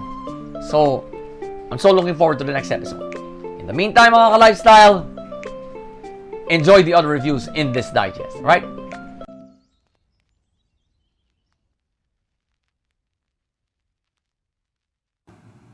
Whoa! Woo! The essence of this episode started with with a masquerade ball. Okay? It involves vampires, all right? Una kasi hindi naniniwala si Dominique na magandang intensyon ni Vanitas kay Noy. So Vanitas did the we know how Vanitas thinks. He sometimes wow, all right? His brashness sometimes astounds me. All right, he goes on this chandelier. He jumps onto the chandelier and announces that he is Vanitas. That he is a member of the clan of the Blue Moon. Yeah, he has proof. He has the tattoo right here. Okay, he has the tattoo on his forearm right here. Proof yun that he is part of that clan. So, eto ng mga vampire na sumasayaw, gusto na siyang itumba because the mere mention of the name Vanitas, kumbaga, Vanitas is the vampire's version of Satan. Yan. Or what Judas is to the Roman Catholic faith. Every vampire in the room wants to kill him. So, nagkagulo na. Then, Luca and Jean were also there. Jean rescues Vanitas from that chandelier, right? Kaya pala niya sinalba si Vanitas because she too is a curse bearer. Probably Vanitas doesn't have the book but with him kasi naka-costume din siya. The only way now for Jean to save herself is by drinking blood, okay? Yung purong dugo. So, Vanitas, being the lovesick schoolboy that he is, offers up his blood to Jean. At first hesitant si Jean kasi she doesn't like drinking human blood, much less the blood of a member of the clan of the Blue Moon. No choice na siya kasi talagang she feels really sick. Okay, talagang curse bearer siya. The signs and symptoms are there. Pero, hindi nga nandala ni Vanitas ang book ngayon. So, that's it. That's their only option now. Ayun, kinagat siya ni Jean dito. Not once, but twice. The disturbing thing here is this. Vanitas enjoys it. Wow! Halatang baliw na baliw siya rito kay Jean eh. While this was going on, Noy and Luca were facing these thugs that were bigla na lang sinugod sila. So yun, sinagupa ni Noy. Si Noy muna sumugupa kasi bata pa si Luca eh. He can't control his powers yet. So si Noy ang humarap. Ang tanong ni Noy, who are you, fiends? One of the assassins, lumabas yung parang multurito gano'n. Ayun, nagpakilala. Charlatan is not just one person, but a whole legion of them. Yung pala ang pangalan ng organisasyon na to. Wow. 2 disturbing scenes in one episode, and I thought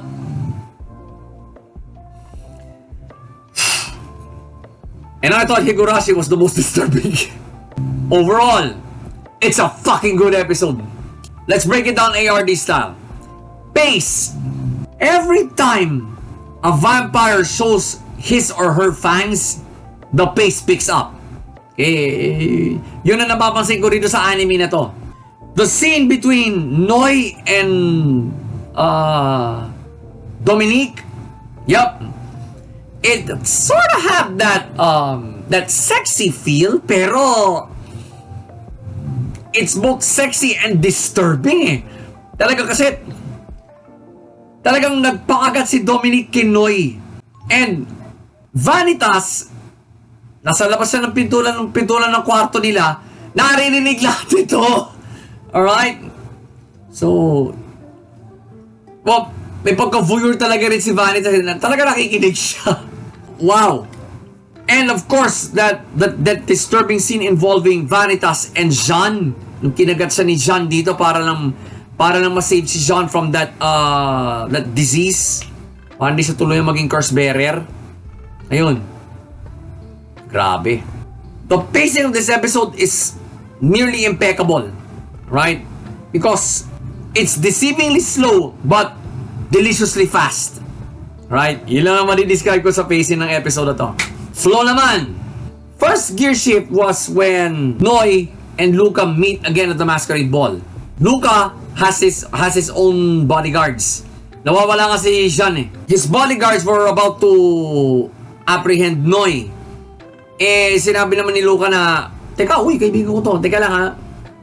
So, he drags Noi to a balcony. Doon sila nag-usap. Kaya pala, he wanted to apologize. Okay, for what happened several days ago. So, yeah, despite being a vampire, Luca is still a kid. Right? He has that demeanor. He has that childish demeanor. Why did I call it a gear shift? Because we're seeing a potential ally here for our main protags, Luca and Jean. Kasi they got the connections they have were satisfactory enough para maging allies sila. Because well, Vanitas is in love with Jean. Yung pa lang, that's the tie that binds already.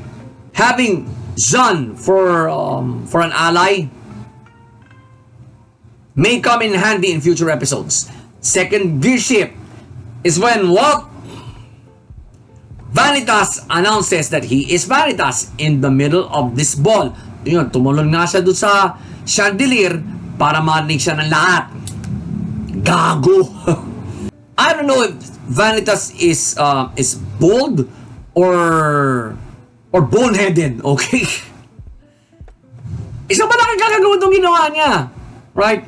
The mere mention of the name Vanitas can piss any vampire off. Okay? Tapos magpapakilala ka na ikaw si Vanitas. Abay, you got a death wish or something? Just to prove to Dominique that he is the real deal. That he did inherit the power and the Book of Vanitas.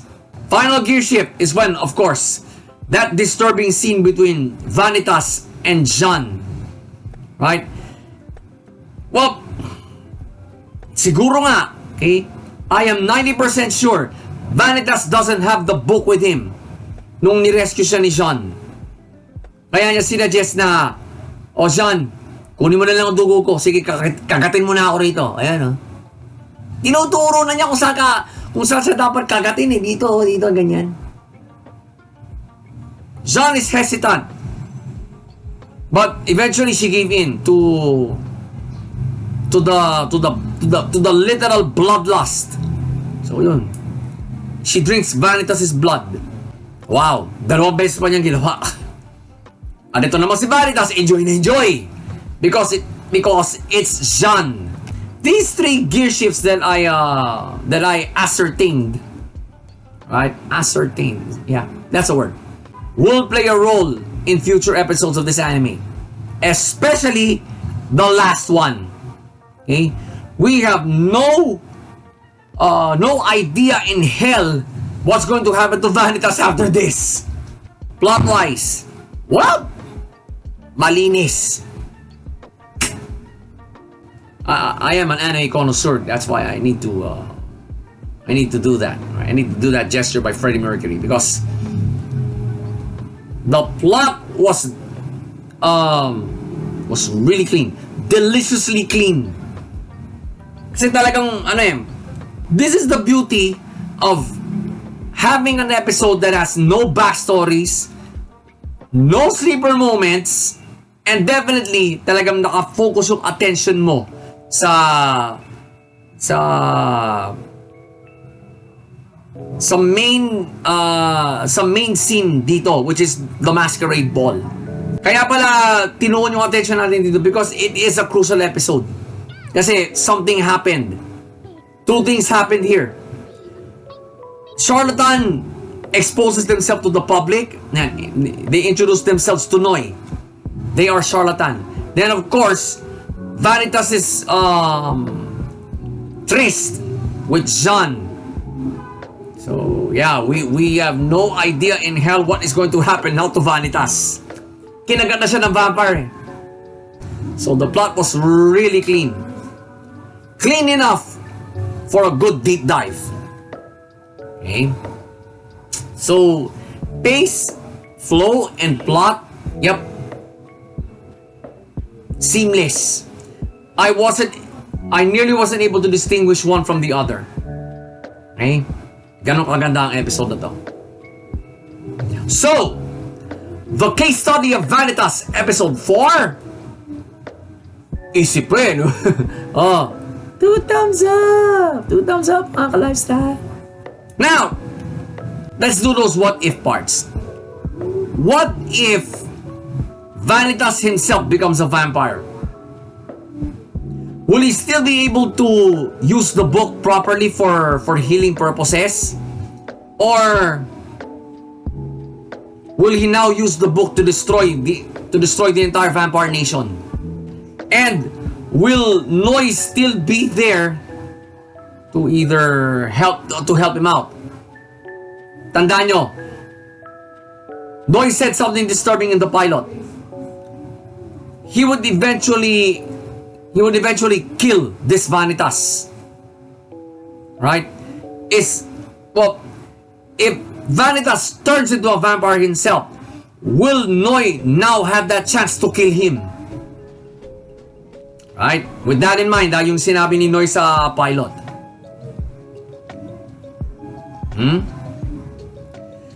And will Jean be cured? Okay? Will Vanitas' blood be enough to cure Jean of this curse-bearer disease?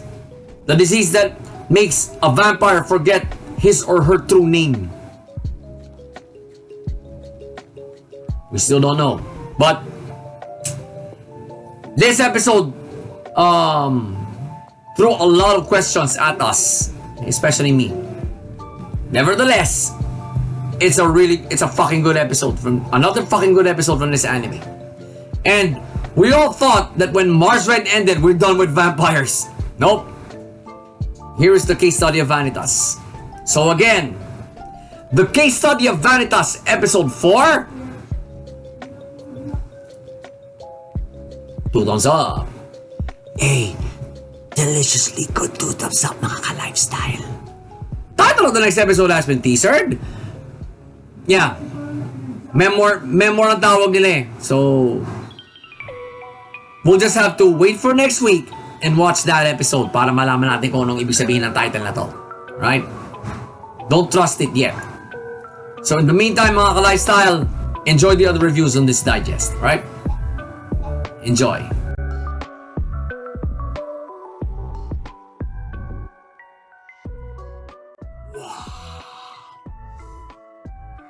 It is now Rena's turn to basically become an alcoholic.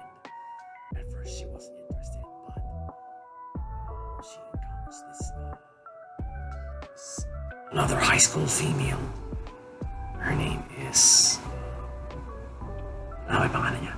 But anyway, madalas na biktima ng bullying itong babaeng ito. So, one day, Rena saves her from those from these bullies, like Ibusaki, this girl is also taking that dream drug, in which, well, of course, sinusupo ng mga knocker-up, yung mga nabibiktima ng drug na to. Drug is starting to work on this girl. She's now starting to manipulate whatever social media leverage Rena has. Even go to great lengths as to deep faking her. Wow. Because her basic distrust of people is fueling this drug from making her do these things. And one day, ayun, pinadukot niya sa isang weird, as these monsters are called, si Rena. And now, they're in the Traumerei. So, well, nasense kagad ng mga ibang knocker-up yung sitwasyon. So, sumunod sila lahat. And this girl is trying to integrate Rena into her. Ayun, good timing naman ng mga ibang knocker-up. They're trying very hard to suppress this particular weird. Ang laki niya eh. Higanting-higante talaga. But all it took was Rena herself. That triggered her being a knocker-up.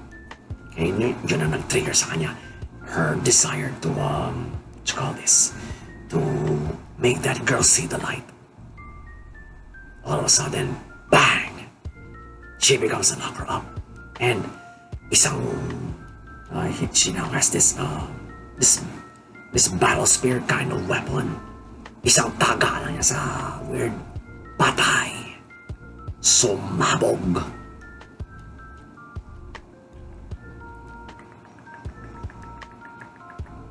And eventually, yeah, they were able to save this girl. Final scene. Well, Ryuhei is probably on his way home, on his way back home, and he suddenly, wow, from out of nowhere, he sees his brother's killer. Hood lang na gano'n, tapos may nakamaskara na yung mark. So hinabol niya. And when he came to the spot where he saw that figure, nawala na. Wow. Even Ryuhei has issues. Up to now, even kahit knocker-up na siya. So, yeah. This is something we may tackle in future episodes. Overall, it's a fucking good episode. Let's break it down ARD style, alright? The pacing of this episode was really disturbing. Okay. I suddenly got those perfect blue feels. Yeah. That level of disturbing. Kasi, like the lead character there in Perfect Blue, the girl here, that's the latest victim of this dream drug, is being fed really bad thoughts into her head. Okay, it's none other than the drug itself. Okay, the drug is feeding on her own trust issues, which are now deep-seated. Okay. Yun yata ang gustong-gusto ng drug na to eh. Para kumapit siya lalo sa biktima nito. And wow. You would really feel sorry for this girl. Talagang nakakawa ka. She had to resort to drugs just to forget her problems. Just to temporarily relieve her issues. The pace made me realize that. The pacing was really good. It's slow when it has to. It's fast when it has to. Especially the dream sequence and of course the battle scene. Galing. Wala akong reklamo sa pacing ng episode na to.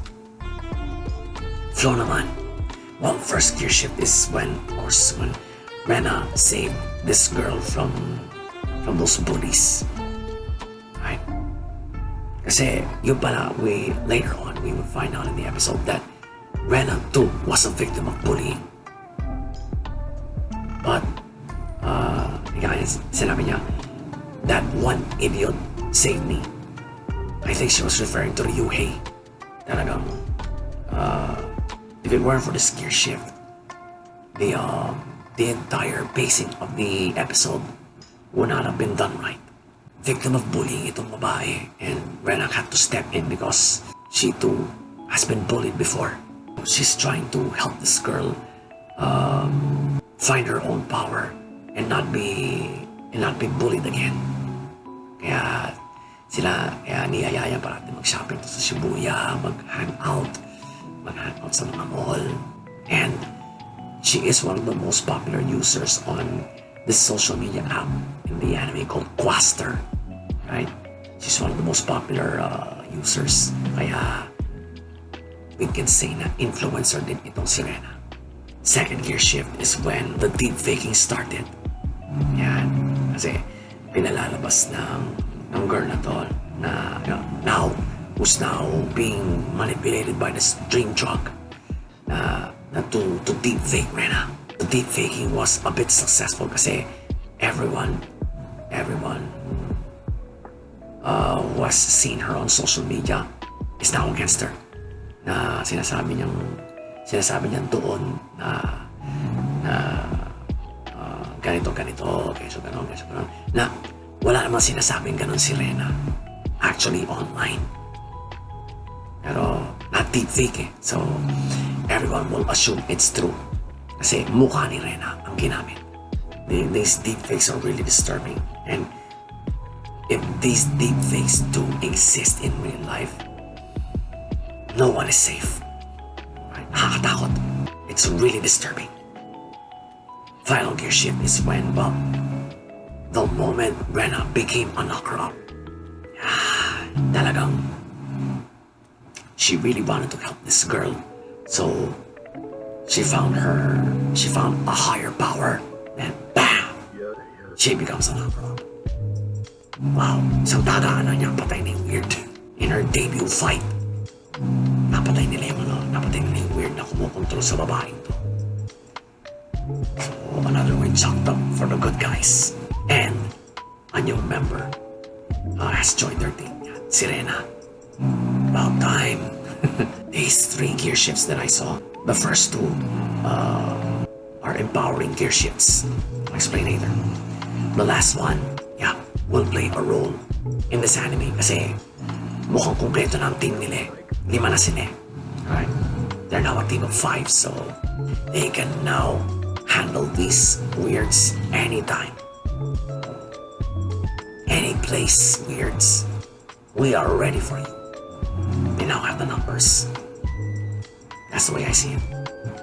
Now, for the why did I say that the first 2 gear shifts I saw were empowering ones? Well, again, they tackled a sensitive issue, and it's a real-life social issue. It's called bullying.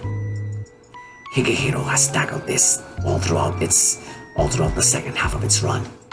That's why I called it empowering. It raised awareness to bullying. Those 2 gear shifts.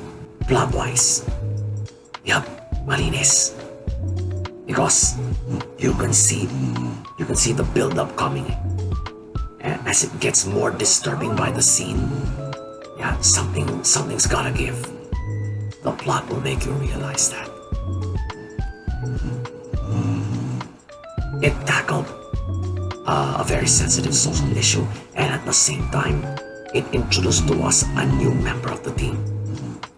Because of that, the plot was so clean. The build-up, you can absolutely feel it. The build-up to that battle scene wherein the girl found her power, and of course Rena found a new power. That's why she became a knocker-up. So, pace, flow, and plot.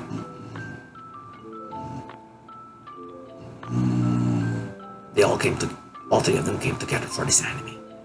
For this episode. Sorry. I'm getting ahead of myself here. So, Dayside Traumerei, the animation, episode 3.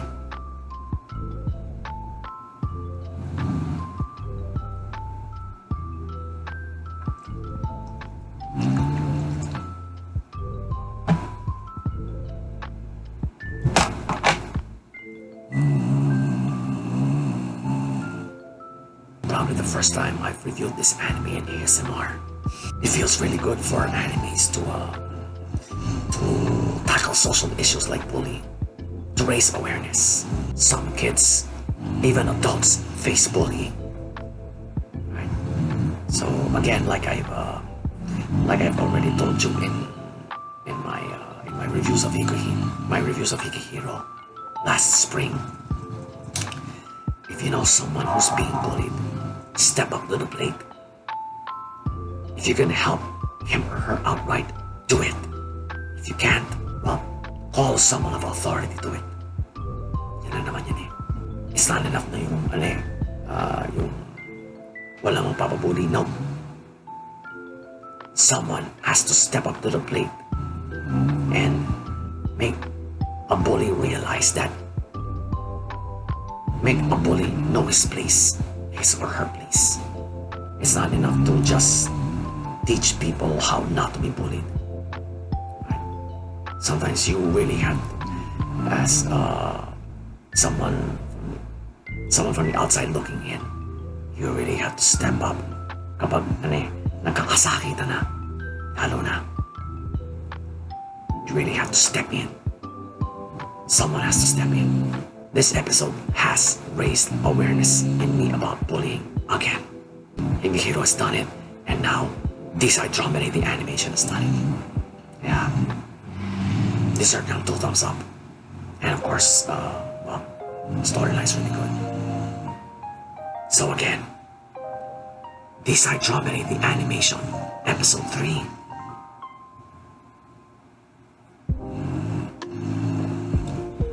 Another 2 thumbs up for this anime, mga ka-lifestyle. Nothing has been teasered again. Looks like, yeah, this anime has settled into that style of not teasering the next episode.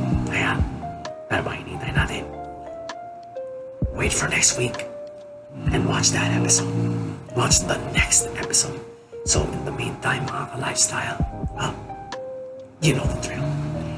Enjoy the other reviews in this digest, alright?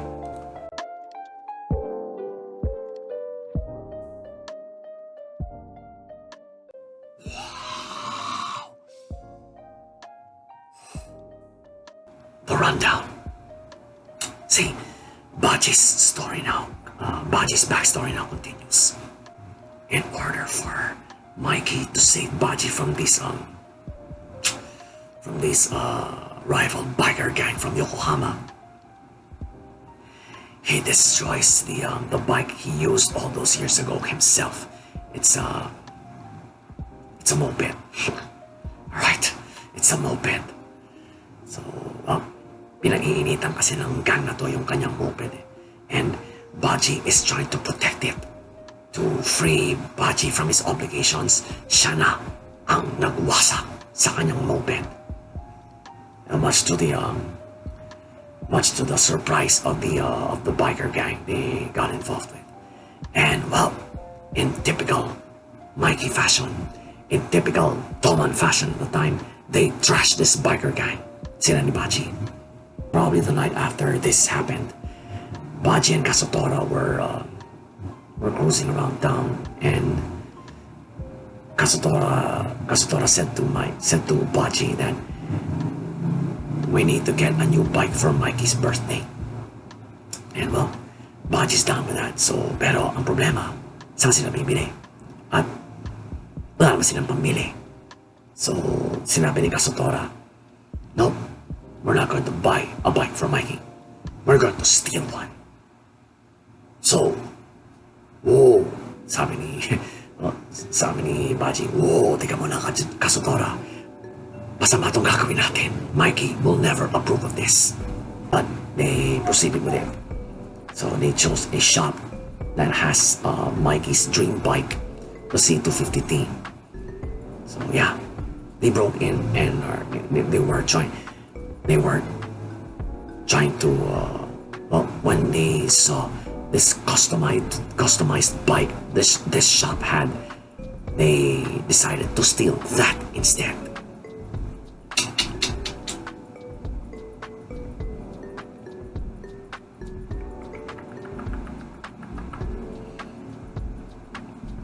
Little do they know that the shop's owner is in the building.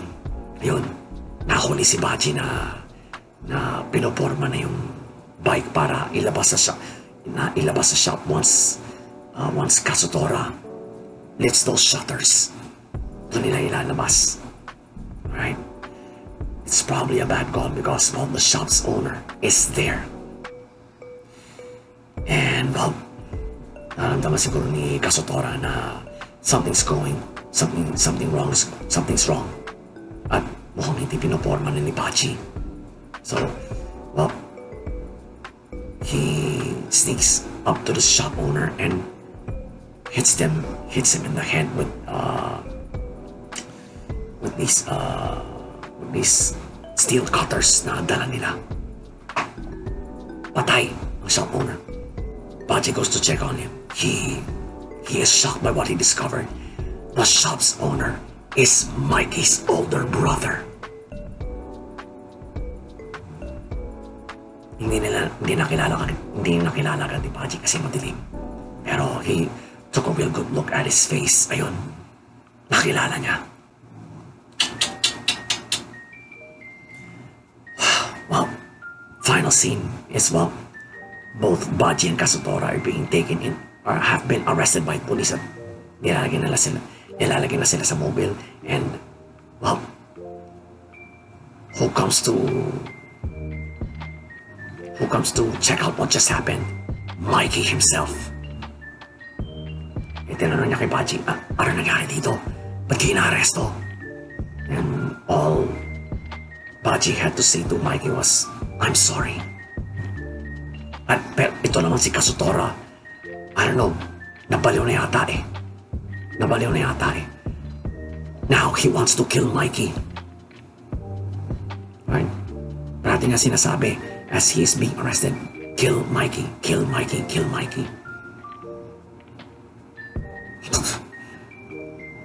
Sino bang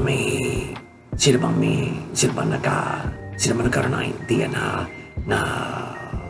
magnakaw ng bike? Di ba ikaw? Tapos kung sisisi mo si Mikey. You know, I'm now wondering what Takemichi has to say about all of this now that he knows Baji's entire backstory. You get what I'm saying, mga lifestyle? Overall, it's another fucking good episode from this anime. One of the best backstories this year. Okay? But at least it's one of the best backstory episodes I have ever seen. One of the most tense. Okay? Base. Yup. What can I say about the base? It's very rare that a backstory episode is this tense. Okay? Talagang it made me glue my eyes to the screen. The base made me realize that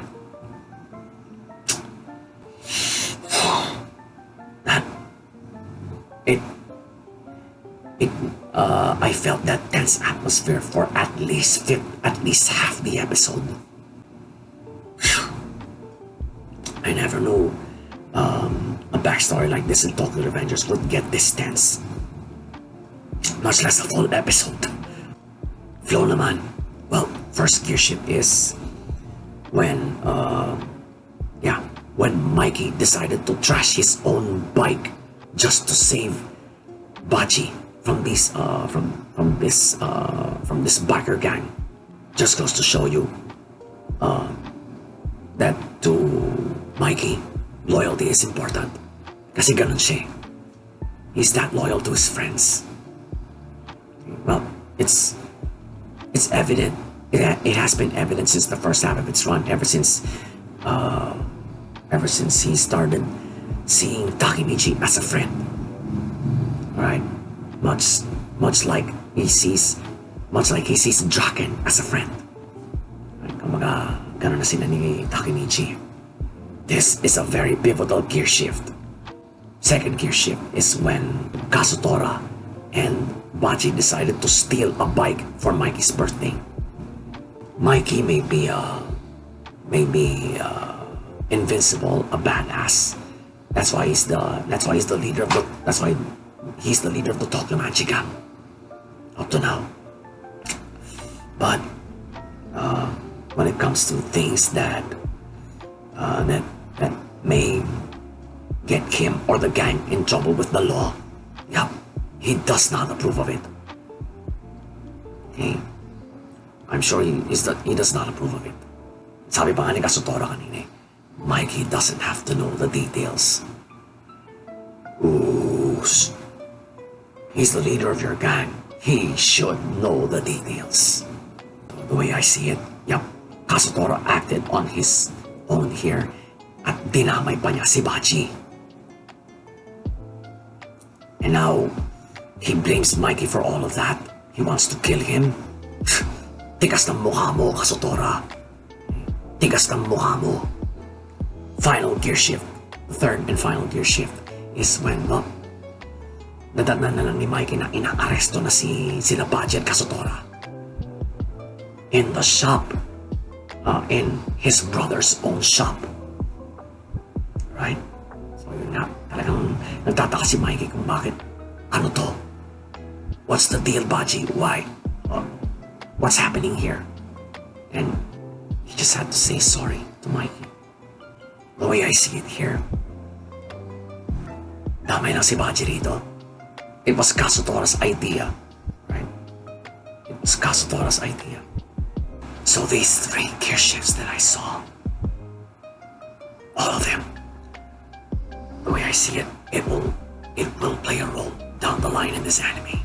Because, well, we are nearing the road to the finale. Okay? The way it will probably influence Takemichi's decision on how to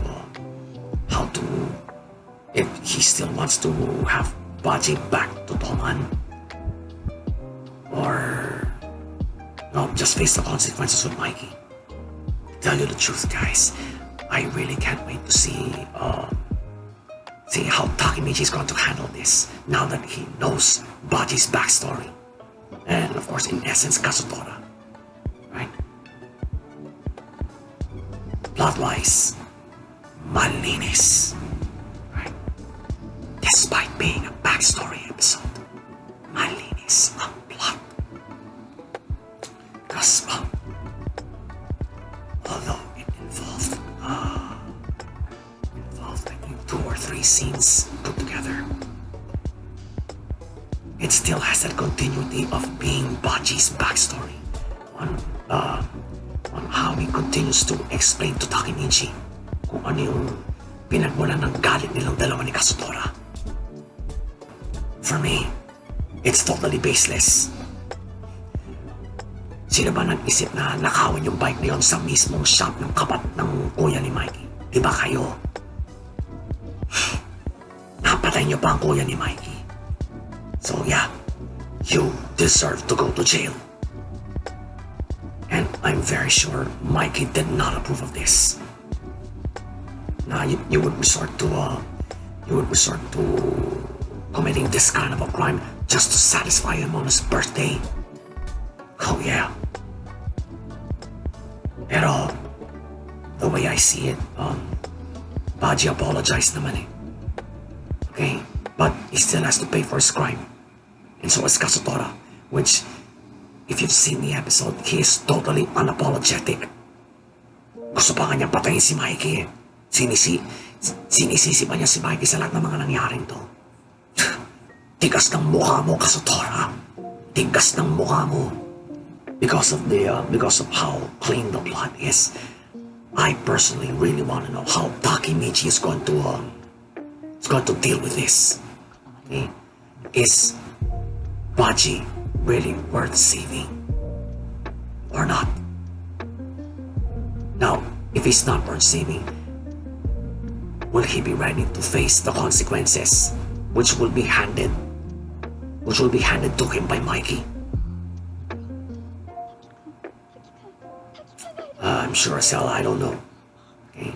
That's still up in the air, but I really just can't help asking those questions because of the plot.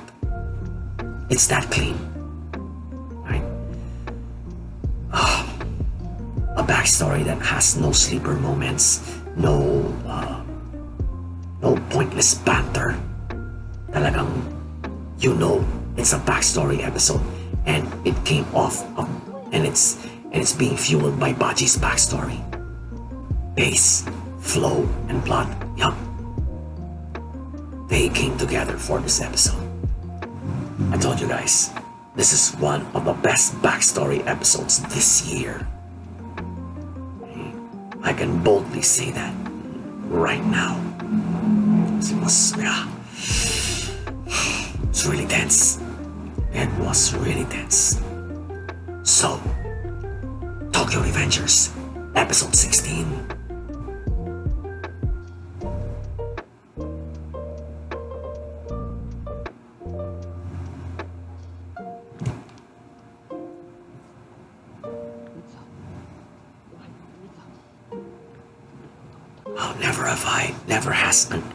Never has a backstory episode elicited these kinds of emotions from me. Rage, anger, spite. Yup. Kazutora, Toman is better off without you. But for Baji, yeah, this it's now entirely Takemichi's call whether or not he is going to drag Baji back into Toman or not. Okay. Pero if he really wants to, if Takemichi really wants to save everyone, he needs to do this. He needs to do this.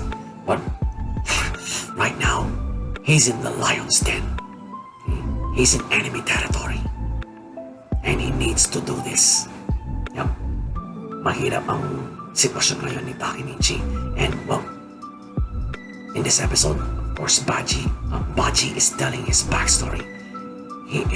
Ikinikwento niya ang lahat na yun kay Takemichi. Why he is now pissed off at Mikey. Okay? If you ask me, Baji, you have no right to be pissed off at Mikey. You need to be pissed off at yourself for listening to Kazutora.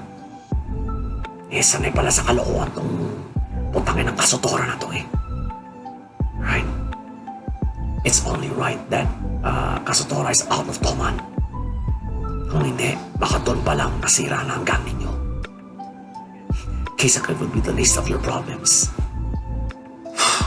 But I tell you guys, this is one fucking good episode. Again, from this anime. I'm really having a blast reviewing this anime. Even if it takes 24 episodes of it. So again, Tokyo Revengers, episode 16.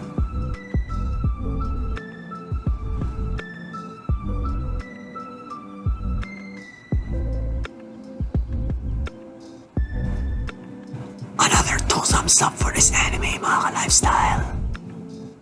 So in typical Revengers fashion.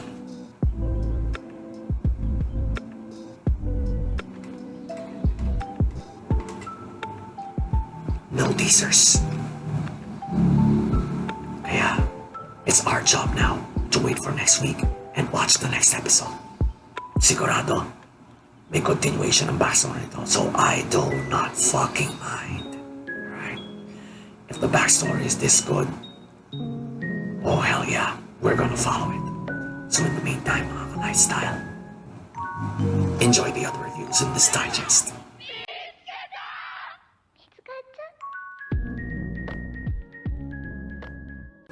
Wow! Alright? Medyo malungkot yung ending, pero napawaw pa rin ako. I'll tell you why. Kasi, it's now Gaoto's turn to face one of the Goha siblings. It's si Yuran. His Kendo style versus the Sugetsu style. Alright? Ang dueling style pala nitong si Yuran, magsesettle siya ng depensa niya. Tapos, he's going to deal burn damage to his opponent. Okay, we players call it burn damage, pero it's to the outside world, it's called effect damage. nahuli rin ni Gakuto ang estilo niya. Alright? Si Gakuto naman kasi, ang dueling style niya, he's going to summon low attack monsters, then with cards like Shield and Sword, pagpapalitin niya ang attack and depth stats. So by the time his battle phase comes around, uncontested. The duel actually went Gakuto's way in the first several turns. Then mid-duel, humabol na si Yuran. Right? Then he came up with this combo that involves an OG card called Millennium Shield. Naku, fan service moment. With Millennium Shield and another card called Millennium Defense, he was able to beat Gakuto. So, scores now tie, 2-all. Final scene. Well, he was up to his under the table self again. Okay? He's up to now, he's still sulking at the card he just made. Right? Ano kayang card ito? Ako na-intriga ako eh. Na-intriga ako sa card na ginawa ni sa card na ginawa ni Yu na yun eh. Overall, it's a really good episode. Pace, medyo mabagal during the opening scene. Yan. To be specific, during the opening scene. So medyo mabagal siya. Then, after the opening credits, I think the pace rather picked up a bit. Kasi Gakuto was getting ready for this Kendo tournament kasi he was standing in for the Kendo Club's two best players. Parang na-injure kasi. Akala niya Kendo tournament. Yun pala, rush duel between him and Yuran. Of course, pag may duelo, bibilis ang pace ng episode. The pace is vintage Yu-Gi-Oh! You really need to expect this because if you're totally unfamiliar with this anime franchise and how the episodes are paced, mawawala ka. Either mawawala ka or you'll bore yourself to death. Dalawa lang mangyayari doon. But in the case of this episode, well, like I said a while ago, vintage Yu-Gi-Oh! Pacing. Alright?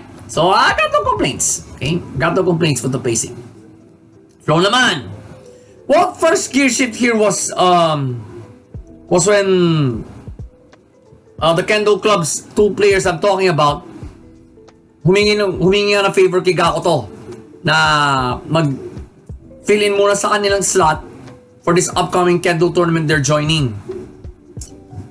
Gakuto, being the student council president that he is, pumayag.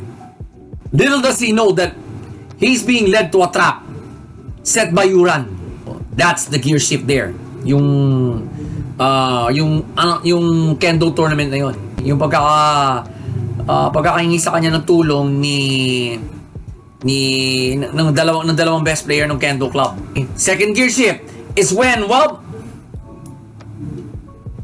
let's call this, when Gakuto was already way ahead in life points.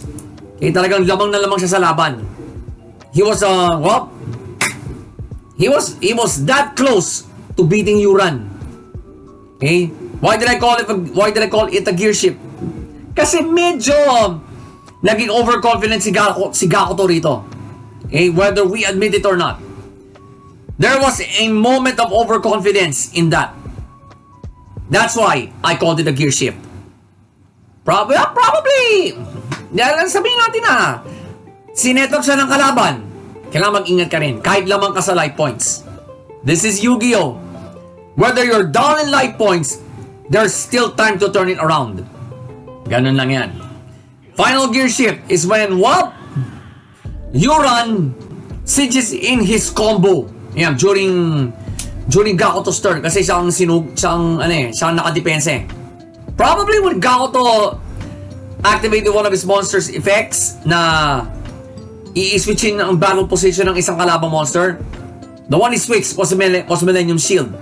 So, probably, Yuran was waiting for Millennium Shield to go face up. Then he activates Millennium Defense, yung trap. Yun yata ang requirement dun eh. Kailangan face up ang Millennium Shield. Pinay sa attack position pa. So, inactivate niya. Automatically, summon siya ng dalawang monster. The trap is calling for it eh. Nag-summon siya ng dalawang monster special. I think from the graveyard. So, nangyari na yun. It dealt 1k damage. 1,000 damage kaagad sa kalaban. Right? Then, it was Gakuto's battle phase na. So, susugod na rin siya. Na-switch na rin yung attack and depth ng monsters niya. So, his monsters are facing an attack positioned Millennium Shield. Okay? Millennium Shield's attack stats are 0. Kasi ang defense niya mataas, 3k. 3,000. Kaya, as much as possible, kailangan mong i-set muna yon. And it is a level 5 monster. So, kailangan talaga iti-tribute set mo yon. You have to tribute another monster in order to either summon or set it on the field. Yeah. Pero, the rewards are great kasi mataas ang def. Then, ayun. Sumugod. Inactivate niya ang Millennium Defense. Ang Sword and Shield. Pinagpalit niya ang stats ng Millennium Shield. So, Mr. 0 attack lang yun, 3,000 attack na. Di talo si Gakuto. Kasi 1 na lang eh. 1-2 na lang ang life points ni Gakuto. Nagpantay pa nga sila ni Yuran eh. So yun, talo. So 1 clamp, 1 armament on the Rust Duel robot was not removed. Right? So right now, dalawang armaments lang ang natanggal. Okay, so scores 2-all. Right? Talagang you can consider this a gear shift kasi this is a crushing loss for Gakuto. Right? Not only did it tie it all up, I think his overcomplacency got the better of him. Yeah, parang ganon. Okay? From another player's point of view. Okay? From another player's point of view. So these 3 gear shifts, especially the second and the last, they will play a role in future episodes. Okay, the way I see it. Na yung huli, yeah, masakit ang pagkatalo yung kay Gakuto. Alam natin lang kasi Gakuto hates losing. Right? Mataas din ang pride niyan. Because he is very proud of his family's fighting style, yung Sugetsu. Right? He's very proud of that because he is the heir apparent to that style. At natalo siya sa ganun lang. Plot-wise, malinis. Right? Vintage Yu-Gi-Oh! Malinis. There were no sleeper moments. There were no side or backstories whatsoever. Basta naka-focus sa duel between Yuran and Gakuto. Right? Kasi medyo crucial ito eh. The Goa siblings need to win. Kasi nag-upisa ang Team 7s 2-0 eh. So they really need to rack up the wins. Kaya yun. Na-focus ang attention natin sa duel. Right? It pays to have a separate script for a particular scene. Right? Dito, when it comes to Yu-Gi-Oh! Every duel has its own script. Kaya mapapalinis talaga ang plot ng isang episode. Right? You don't have to think over of what the characters are going to say in this particular scene. Kasi may sarili siyang script. Right? So, pace, flow, and plot, yep, they came together for this episode. But I love the fan service moments. So, we're going to talk about that later. Right? So, Yu-Gi-Oh! 7's episode 57. Deserved. 2 thumbs up. Now, let's talk about the fan service moments here. Number 1, Millennium Shield. Alright? Now, hindi ko matandaan kung sino ang unang gumamit ng Millennium Shield. Whether it be Yugi or any of his or any of his previous opponents. Hindi ko matandaan. Basta OG monster card ito. Even during the time when the actual card game was still young, meron ng ganitong card. Nung Bandai pa ang gumagawa ng mga cards, meron ng ganitong monster. Ang Millennium Shield. It's wow, right? It really takes me back. Imagine your opponent, if you're playing the card game, imagine your opponent having this card for defense at 3,000 def, right? The only way for you to take that card out is to activate an effect that will switch it to attack position, destroy it by effect, or probably the hardest way, destroy it through battle. During that time, wala pang monster na ganong kataas ang attack. Blue Eyes White Dragon pa lang. During those times, Millennium Shield was a very problematic card.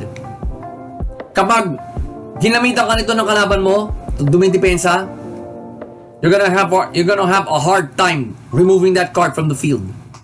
Pero these days, dali. Isang Regeki lang yun. Or,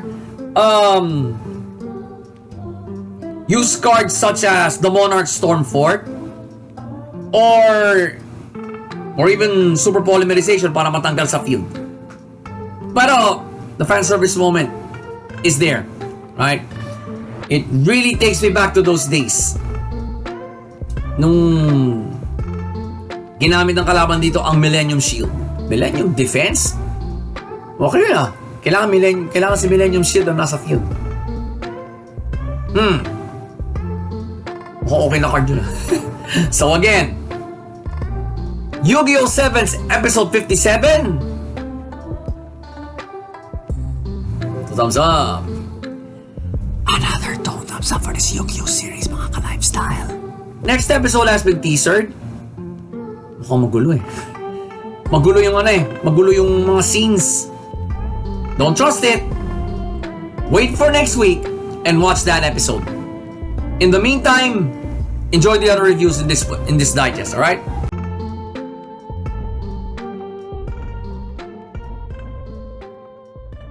Wow! Wow! Talk about these whodunit feels. Right? And this is also the first time I'm going to do the review for this particular anime not in ASMR. Alright? So, I'm a bit excited. Bear with me, mga ka-lifestyle. So, let's run down the episode a little bit. Kimi has already figured out where the assailant will strike. Hindi pala doon sa bahay nila, sa bahay ni Yui. Kung hindi, sa mismong performance venue. Ang target talaga, si Yui mismo. And, na-confirm ang suspicion ni Kimi that Yui is lying. Itong left eye niya, right? That eye patch has a purpose. It's not just for cosmetic purposes. Actually, she was born without a left eye. Kaya nirigalo sa kanya ng mga magulang niya isang sapphire na false eye, which she revealed at her concert. Tinanggal niya yung eye patch. Ayun, sapphire left eye nga. Yun pala ang tinarget din pala yun ng mga assailants na to. And Kimi was able to save Yui from that. Right? Despite the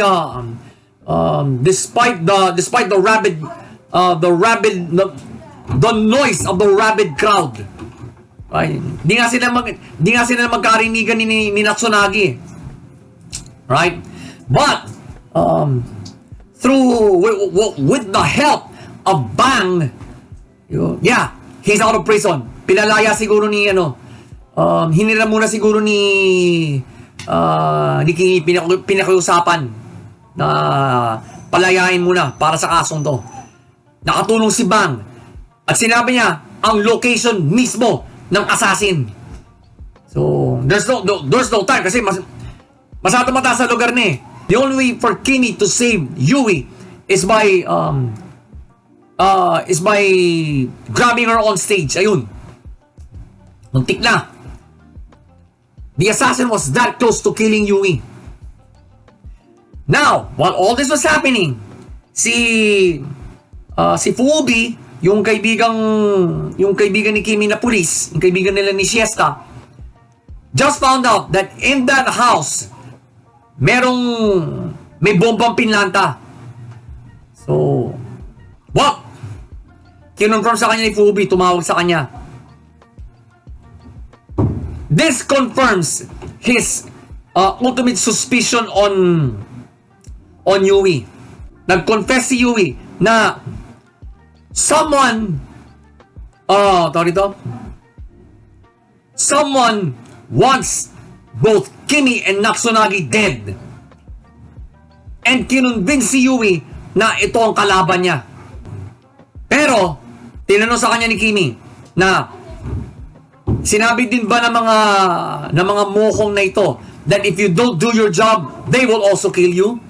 In essence, gano'n ang pagkakatanong ni Kimi. Well,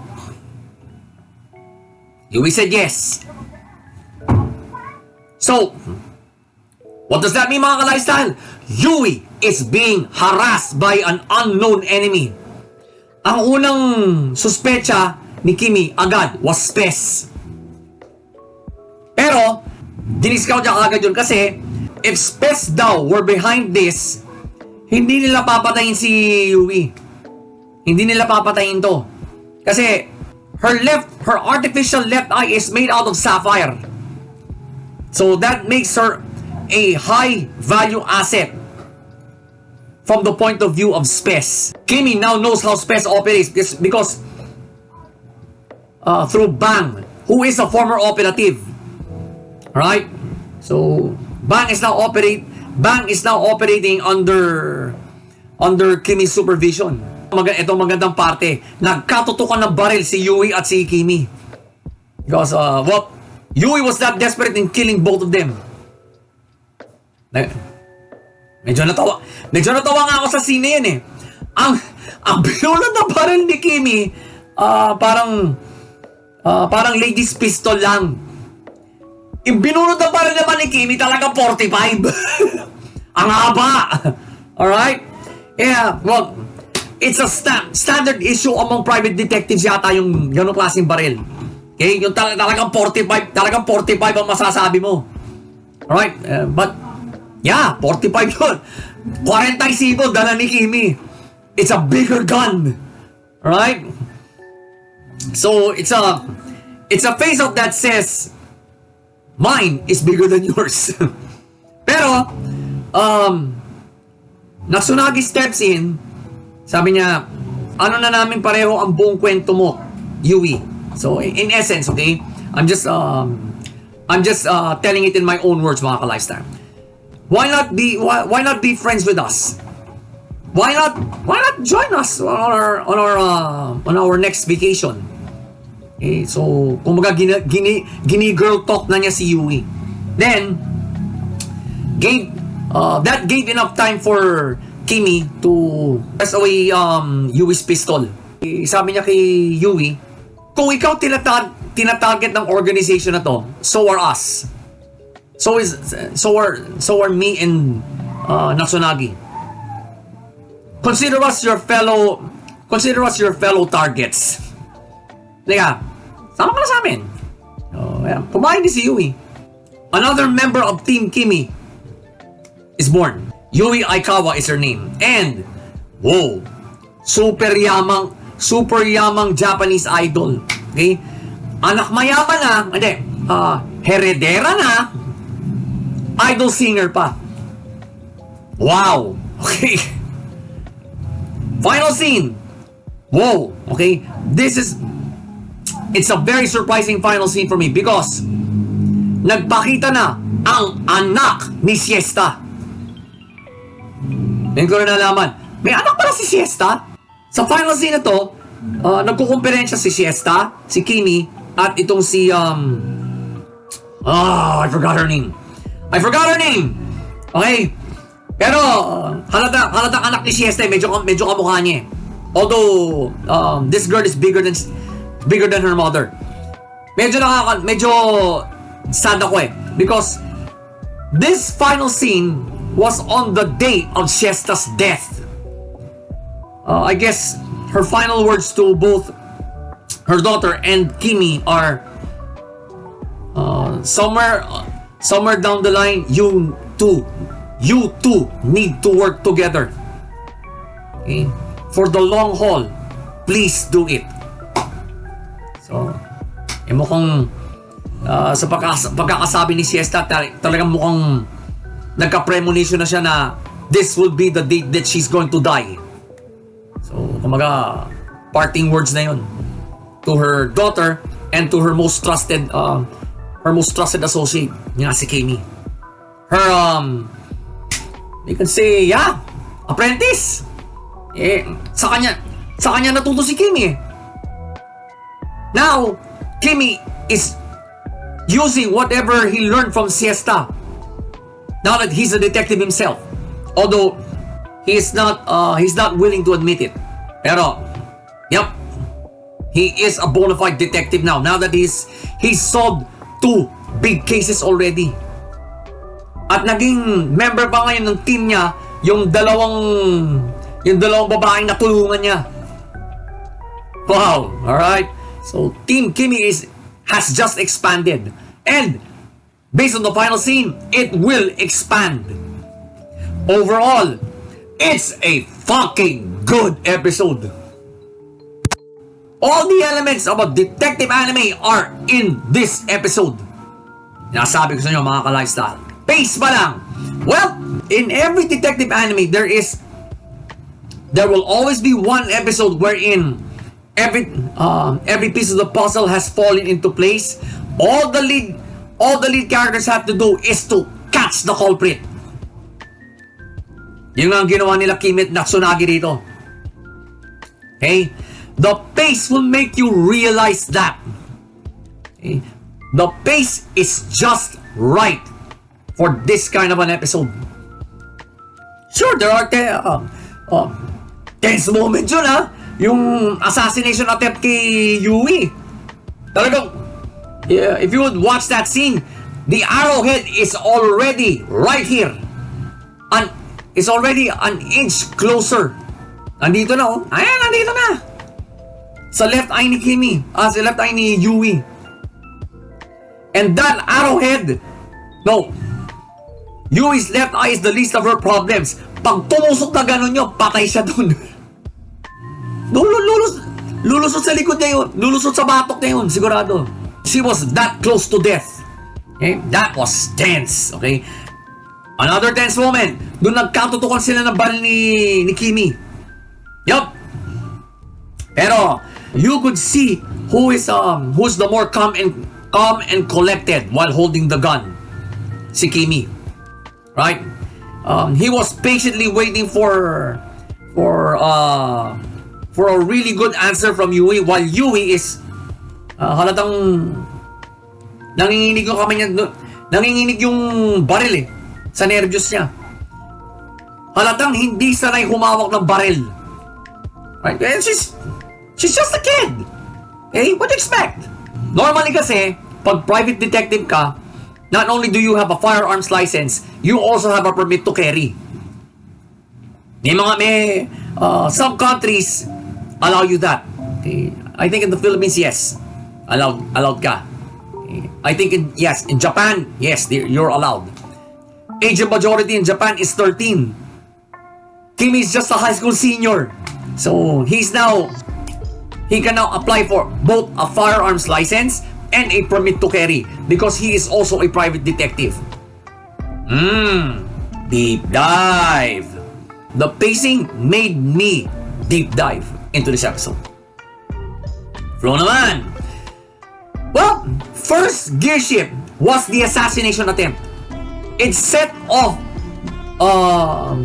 the chain of events I wanted to see when in this episode.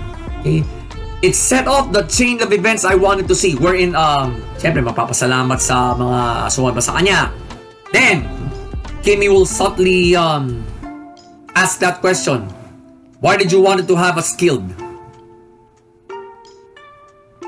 Yun ang hinihintay ko dun eh. Second gear shift is when nung nagkatutukan sina Yui at Kimmy ng baril. Talagang standoff ang itsura. But if you saw that episode, halata kung sino ang sanay humawak ng baril eh. If it weren't for that that gear shift, we probably wouldn't have known that there's an unseen enemy involved here in this anime. It's not spes, okay? As Kimmy would neither confirm nor deny. Pero nonetheless, there is an unseen enemy here that probably Kimmy hasn't dealt with yet. Even during his years with Siesta. Mukhang this will be his arch enemy. All the more we should wait for that. Another deep dive because of that gear shift. Final gear shift is of course the final scene. Nalaman natin, uy, may anak pala si Siesta. At based on that flashback scene, it's part of the final scene. The final scene is the post-credit one. Kilalang kilala ni Kimmy ito. Kasi minsan na rin niya nakatrabaho ang anak ni Siesta. Kasi minsan pala sinasama ni Siesta tong anak niya sa mga cases niya. Especially if the criminals involved are violent or aggressive. Yep. Her fighting abilities will come in handy, as declared by Siesta. Kumbaga, Kimmy is the smart one, while Siesta's daughter, has enough fighting ability to take someone's head off. Siesta is a combination of those two. Ganun lang yun. These three gear shifts that I saw, that I ascertained, social, will play a role in this anime. Especially, the last one I saw in the final scene. Probably it's been 3 years since Siesta's daughter and Kimmy saw each other. Probably not since Siesta died. Okay, so it'll be a reunion of sorts probably in the next few episodes.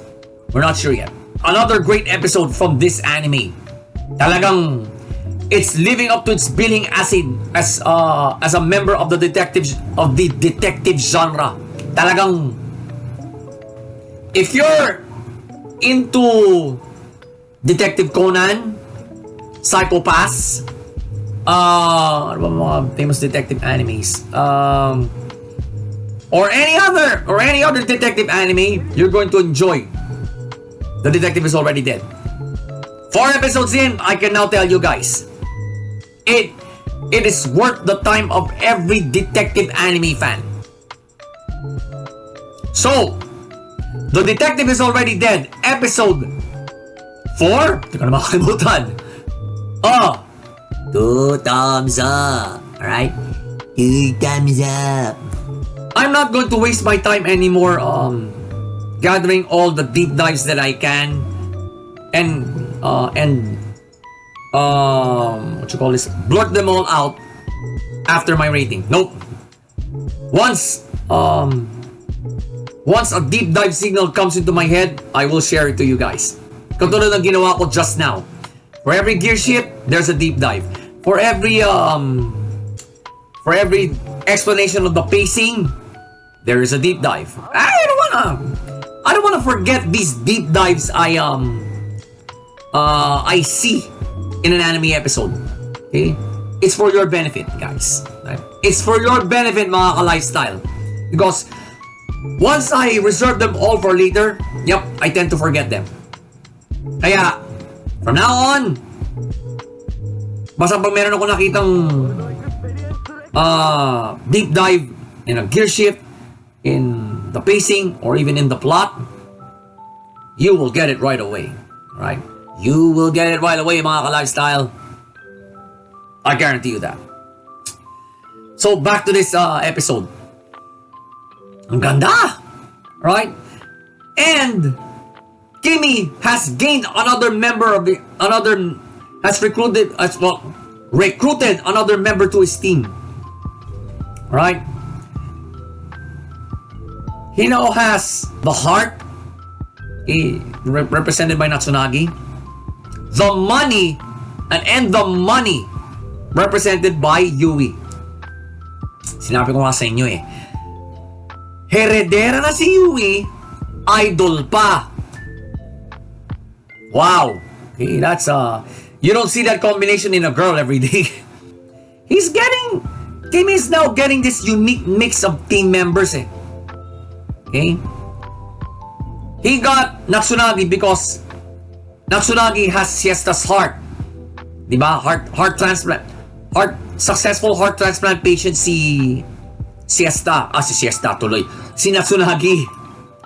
It's because of Siesta's heart that she is now, that she can sense Kimi's thoughts on. Sometimes Natsunagi can be 2 steps ahead of Kimi because she has Siesta's heart. Kumbaga, it's the phenomenon called memory transference.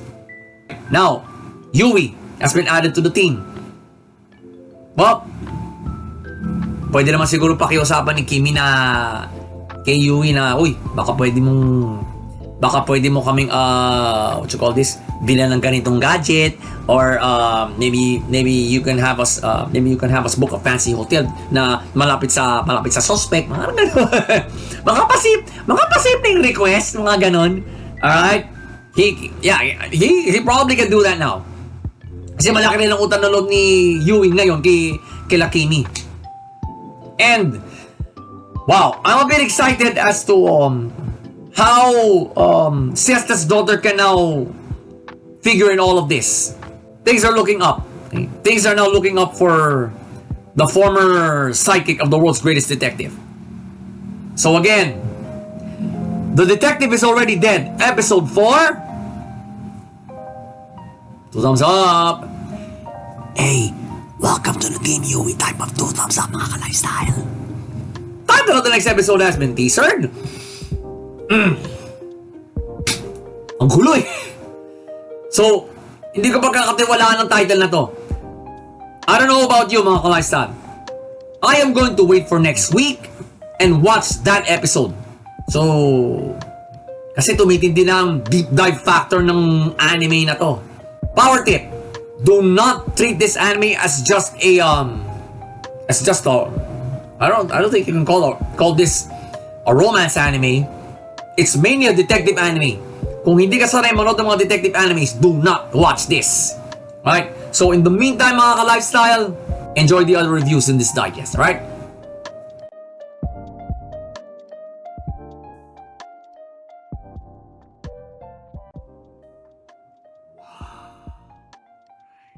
Takuma's mother's killer has finally blurted out his name. McDonald. Talagang alipores siya ng Andromeda's narration. They consider any product of gallery research an abomination. Well, the Gatorobos are no exception, especially itong si Arc.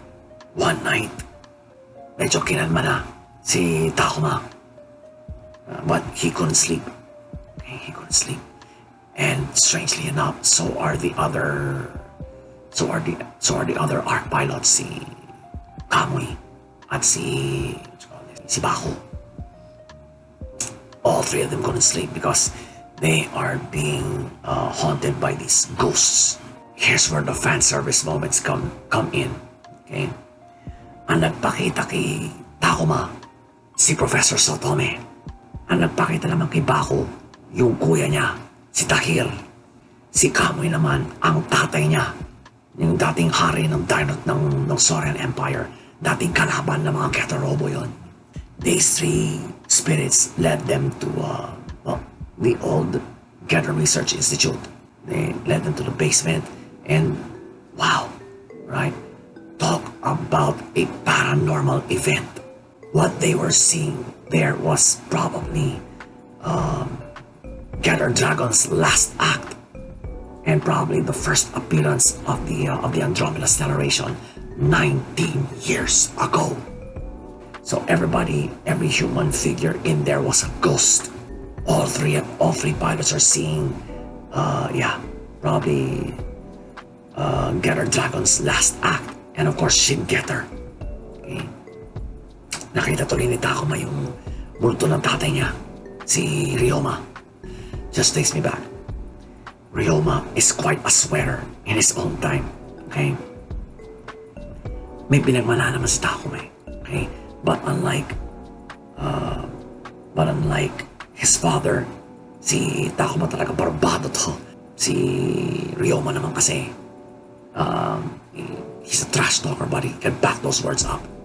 Okay? Yung anak naman niya, si Takuma, yan, is both a trash talker and a ruffian. Okay? Talagang, anyway. So, final scene. It shows that Go activated Dragon's Getter Beam. Kasi nakapasok na yung kalaban. And the only way for them to survive this is to activate the Getter Beam. Pero, mukhang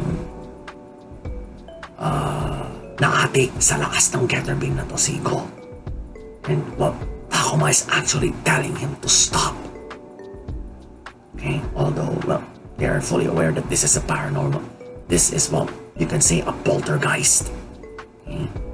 Parang, siguro the stress was so high back then, it remained in that part of the old laboratory for 19 years.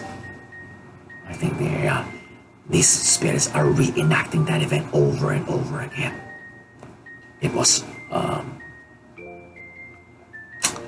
you can say it's a disturbing sight.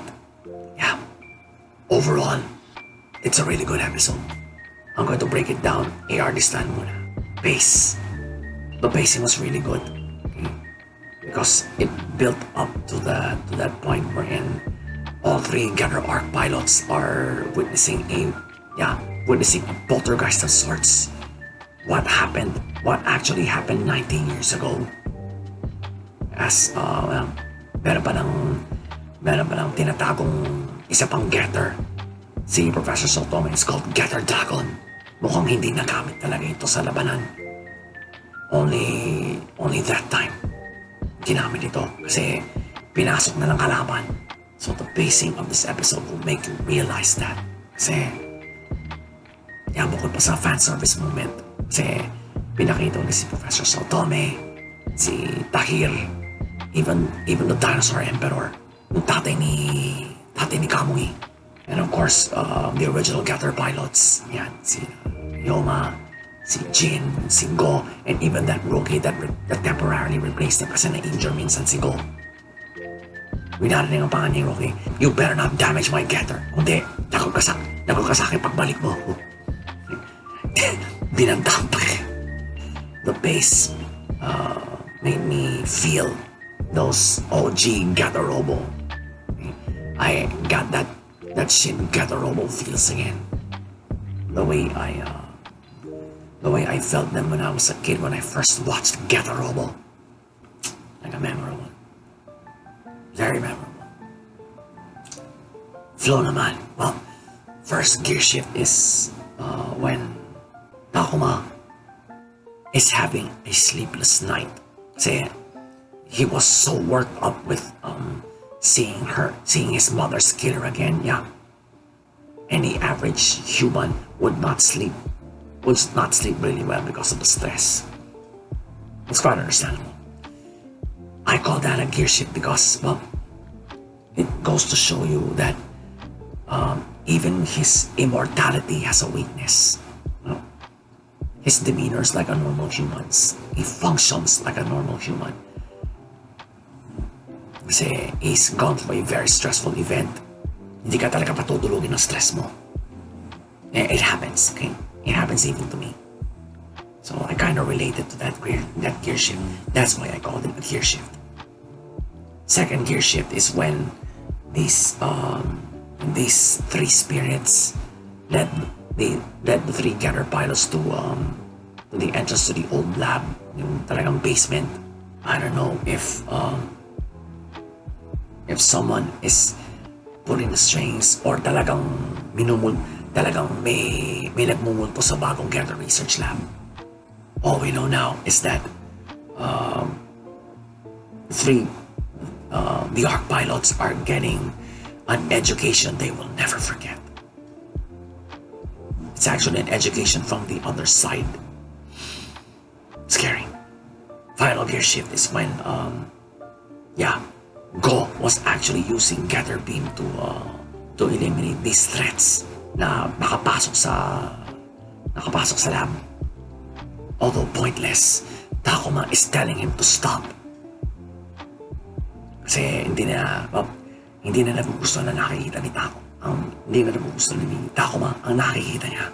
I don't think he's aware anymore that these are just ghosts now, reenacting something that happened 19 years ago. These three gear ships that I saw, that I ascertained from this episode, I strongly feel that they will play a role down the line in this anime. Kasi, like I said a while ago, the Ghetto Arc pilots are getting an education from the other side, if you know what I mean. You couldn't erase the fact.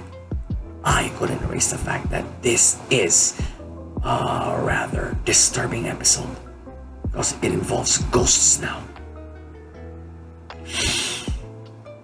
Oh my god. Now, plot naman ang pag-usapan natin. Despite the nostalgic moments, despite the this that's happening,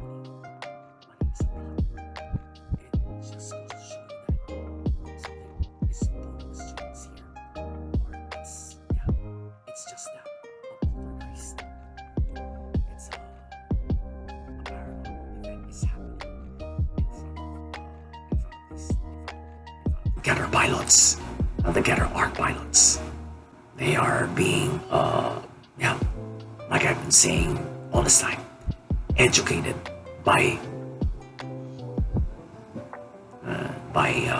the spirit world on what actually happened 19 years ago, on how the Andromeda Stellation first appeared. Bottom line, ganong kalinis yung plot. There are no sleeper moments, alright? This is Gather Robo. And I don't know if you can call that a backstory kasi it's happening in the now. These ghosts are reenacting an event that they haven't gotten over for the last 19 years now.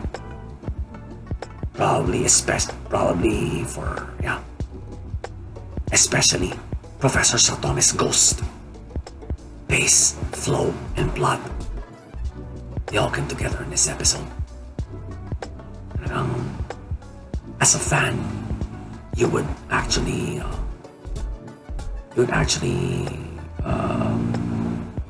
be treated to this kind of event kasi malamang hindi nangyari, malamang hindi pinakita ito in any previous Gather Robo series. So yeah, we're being treated to a real to an event that that did not show itself in previous Gatorobos. It's a treat, but it's rather disturbing because it's a poltergeist. It's a paranormal event. Yeah, it sort of gave me the creeps when they were reenacting it. So, Robo Arc, Episode 4.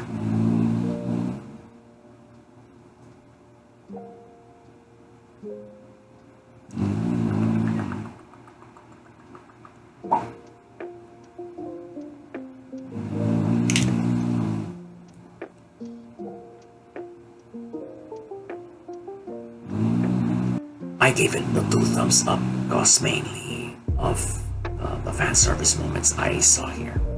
Although, yeah, I just couldn't erase the fact that it was a rather disturbing episode. Nung pakita yung, the OG Robo pilots, yan, si Ryoma, Jin, tsaka si Go. In this case, the rookie in action. Takes me back to those days talaga. Takes me back to those days. I would come home from school. Teka.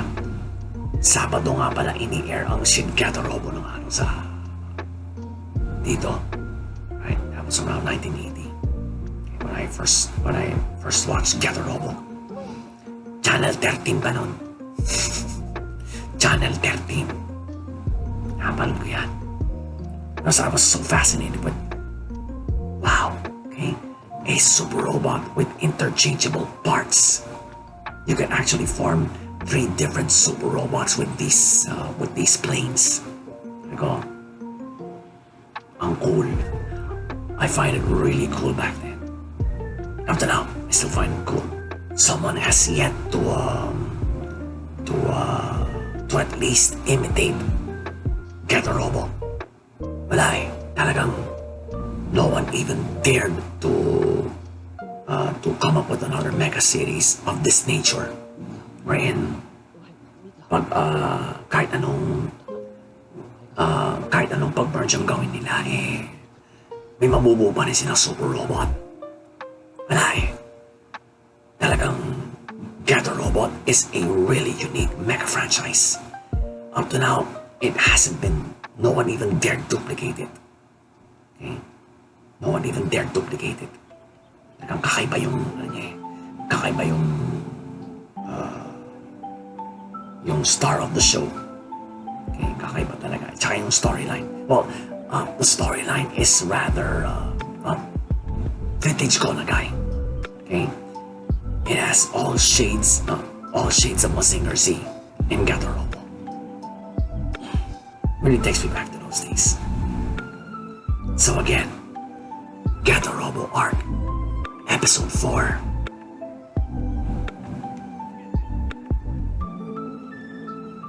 Another 2 thumbs up for this anime, mga lifestyle. Gatorobo, you rock. So, title of the next episode has been teasered. Current title.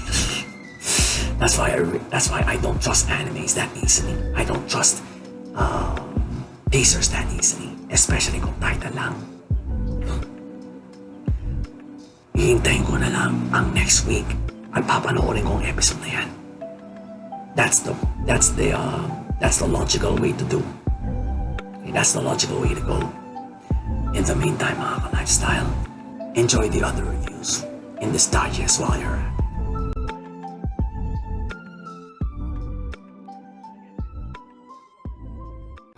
Wow! You know, opening scene, akala ko, ano kaya kinain ni Alice at wala, hindi niya hinahara sa Duke ngayon. We found out that she caught a cold because the other night, chinecheck niya ang Duke mula sa bintana niya. The Duke returns the favor by being by Alice's side. Right? Sweet niya eh. Now, we got introduced to a new character, si Cuff. she's a fire witch. Nakita lang niya kasi ang Duke na scrounging through the snow looking for something. Yung pala, na nawawala pala yung isang hikaw ni Alice, na yung hikaw na binigay sa kanya ng nanay niya. So yeah, Alice will treasure that. So the Duke took it upon himself to look for that missing earring by himself in the thick of snow, digging through all that snow with the potential of catching a cold himself, or worse. Dalawang beses na siya nakakatulog dito sa pagod. Cop sees him na natatabunan na ng snow. Delikado ito, right? You do not want to fall asleep in the middle of a snowstorm. You can die because of that. Ginamit na ni Cuff yung kanyang fire-wielding powers. The area around the Duke is now free of snow. Ayun, nahanap nila ang missing earring ni Alice. So as a sign of gratitude, the Duke takes Cuff into his mansion. Yeah, dito ko muna magpalipas ng gabi. So he introduced Cuff to Alice. Ayun, medyo nag-usap-usap sila, and they found out some things about Cuff. Number one, yung kanyang pagiging prangka. Too frank for her own good, actually. But what the Duke really wants to know is how witches operate. Kasi unang tanong nga niya can you help me break this curse your fellow witch put on me? Instantly sinabi ni Cuff, nope, that's beyond my power. So ang ginawa ngayon ng Duke is to find out how witches operate. Yan, okay? Then I think medyo biniro ng Duke kanina that somewhat ticked Cuff off. Sinabi niya na kasi merong companion si Cuff na hinahanap, lalaki. Okay? Kapwa niya witch yata eh. Ngayon, biniro ni Duke na I guess you speak really highly of this male companion of yours. Are you? Well, you must be fond of him. Ginano ni Duke. And all of a sudden, Cuff walks out of the house by turning into a bat. What a way to put someone off. Hindi na bumalik si Cuff. Final scene. What? All of a sudden, Alice becomes nostalgic during the time when mga bata sila pareho ng Duke. Nung nakakahawak pa ang Duke nang walang namamatay.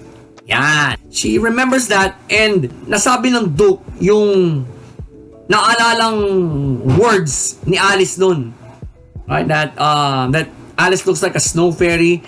She goes, she looks good in the snow. Parang ganun, something to that effect. Biglang naalala ni Alice, so natawa na lang. And the Duke looked concerned. Sinabi pa nga niya kay Alice, hindi ka ba nagbibiro dyan or whatever or ganon. Wow, we got treated to another great episode from this anime. Right? Overall, yup, you just heard it from me. It's a great episode. So let's break it down ARD style, mga ka-lifestyle. Pace. Naging tense lang nung na-realize ni Alice na, nawawalan siya ng isang hikaw. Dalawang krus yan. Isang pares. So, yeah, she got really concerned at nakita ng Duke ito. So, like I said a while ago, the Duke took it upon himself to find this earring. Kahit nakatulog na siya sa pagod, the danger of being covered in snow while falling asleep, yeah, it's pretty high. Kasi he's in the middle of a mild snowstorm. So talagang bawal matulog pag nasa labas ka with all this snow coming down. The pacing made me realize that. This is a romance anime, guys. Expect the pace to be slow. Pero there will come a time that we will have tense moments like this. And you know, when there's a tense moment, the pace picks up. Automatic yan. The episode was well paced. Flow naman. What? First gear shift here was when Alice lost that other earring. If it weren't for that gear shift, the Duke wouldn't look for it. But if the Duke hadn't looked for it, we wouldn't have met Cuff, okay, the fire witch, the fire wielder, who would eventually help him out in looking for this earring. Second gear shift is when probably that's the final gear shift I saw. That's the last gear shift I saw in this episode. The time when the Duke said na Cup is fond of this male companion of hers na hinahanap niya. Then suddenly walks out of the mansion and turns into a bat, yun flew away. I call that a gear shift kasi what I see in this gear shift is this: the Duke and Alice have found a new ally, although this is a witch. Kasi during this time they are witch hunts are going on. I don't know kung na-offend siya sa sinabi ng Duke, but it's obvious. It's obvious na na-offend siya. Kaya siya bigla na lang umalis. Okay? Pero, the way I see it, the Duke and the Duke's household basically has found an ally in Cuff. Fire wielder ito. Based on rumors on how attribute witches operate, yeah, fire is the most powerful. Okay? These fire-wielding witches, malalakas to. Right? Pero sinabi mismo ni Cuff na I am not the sharpest tool in the drawer. Regardless, Alice and the Duke have found a new friend. Not just an ally, ha? Not just an ally. Kasi, tinulungan din kasi ni Alice ito na i-repair yung kanyang robe na suot kasi medyo medyo tad-tad na eh. Talagang kinupasan ng panahon at saka siguro overuse. So, ginawa na paraan ni Alice na i-repair yun. It's fully repaired. Cop is very thankful. These two gear shifts I saw, especially the last one, will play a role in this anime. The way I see it. Excuse me. I repeat, the last gear shift I saw in this episode will play a role in down the line. Whether na-piss off si Cuff, she can now consider herself an ally of the Duke's household.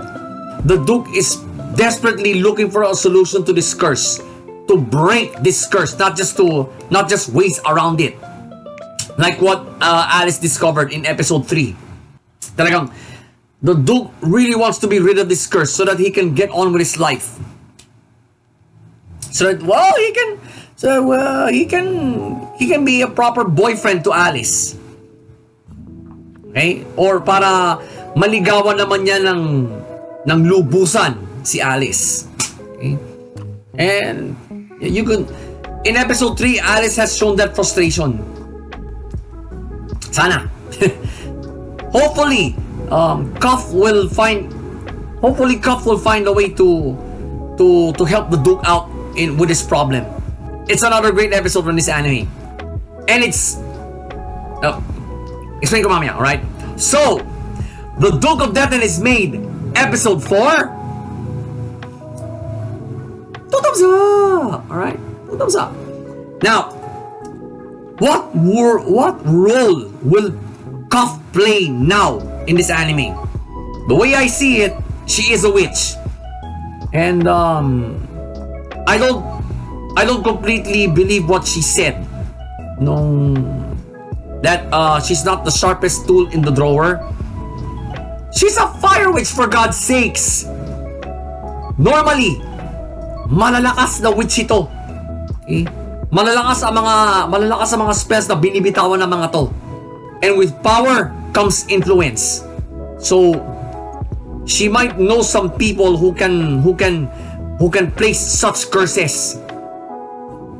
So the way I see it, she can help the Duke out tremendously, being another witch. Okay?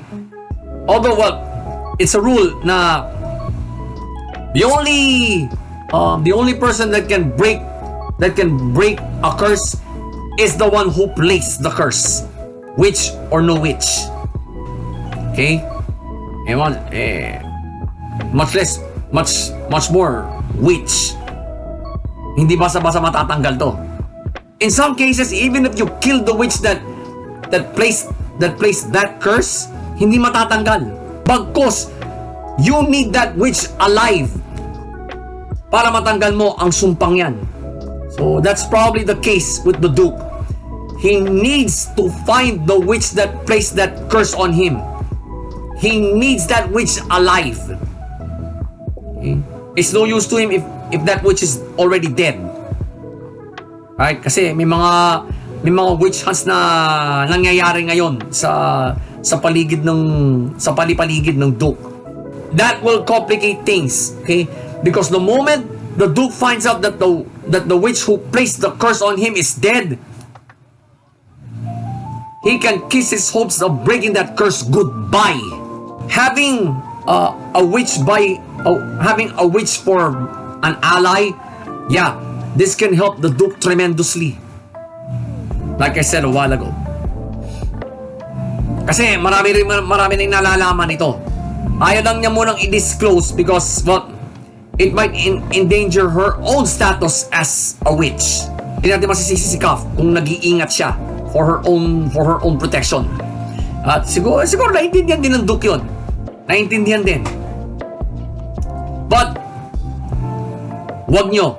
The way I see it, Cuff will be a very reliable ally for the Duke and Alice down the line of this anime's run. So she may probably play a role on the road to the finale. Who knows? Okay, who knows? But we're only in the first half of this anime's run, so anything can happen pa. So again, The Duke of Death and His Maid, Episode 4. 2 thumbs up. Another 2 thumbs up for this anime, mga ka-lifestyle. Paano na the next episode has been teasered? Parang yung title ng episode na to eh. Do not trust it. Okay? Do not trust the title of the next episode as a teaser. Never trust teasers for that matter. So, anong gagawin natin? Wait for next week and watch that episode. In the meantime, mga ka-lifestyle, well, you know the drill. Keep watching the reviews in this digest, okay? Enjoy them.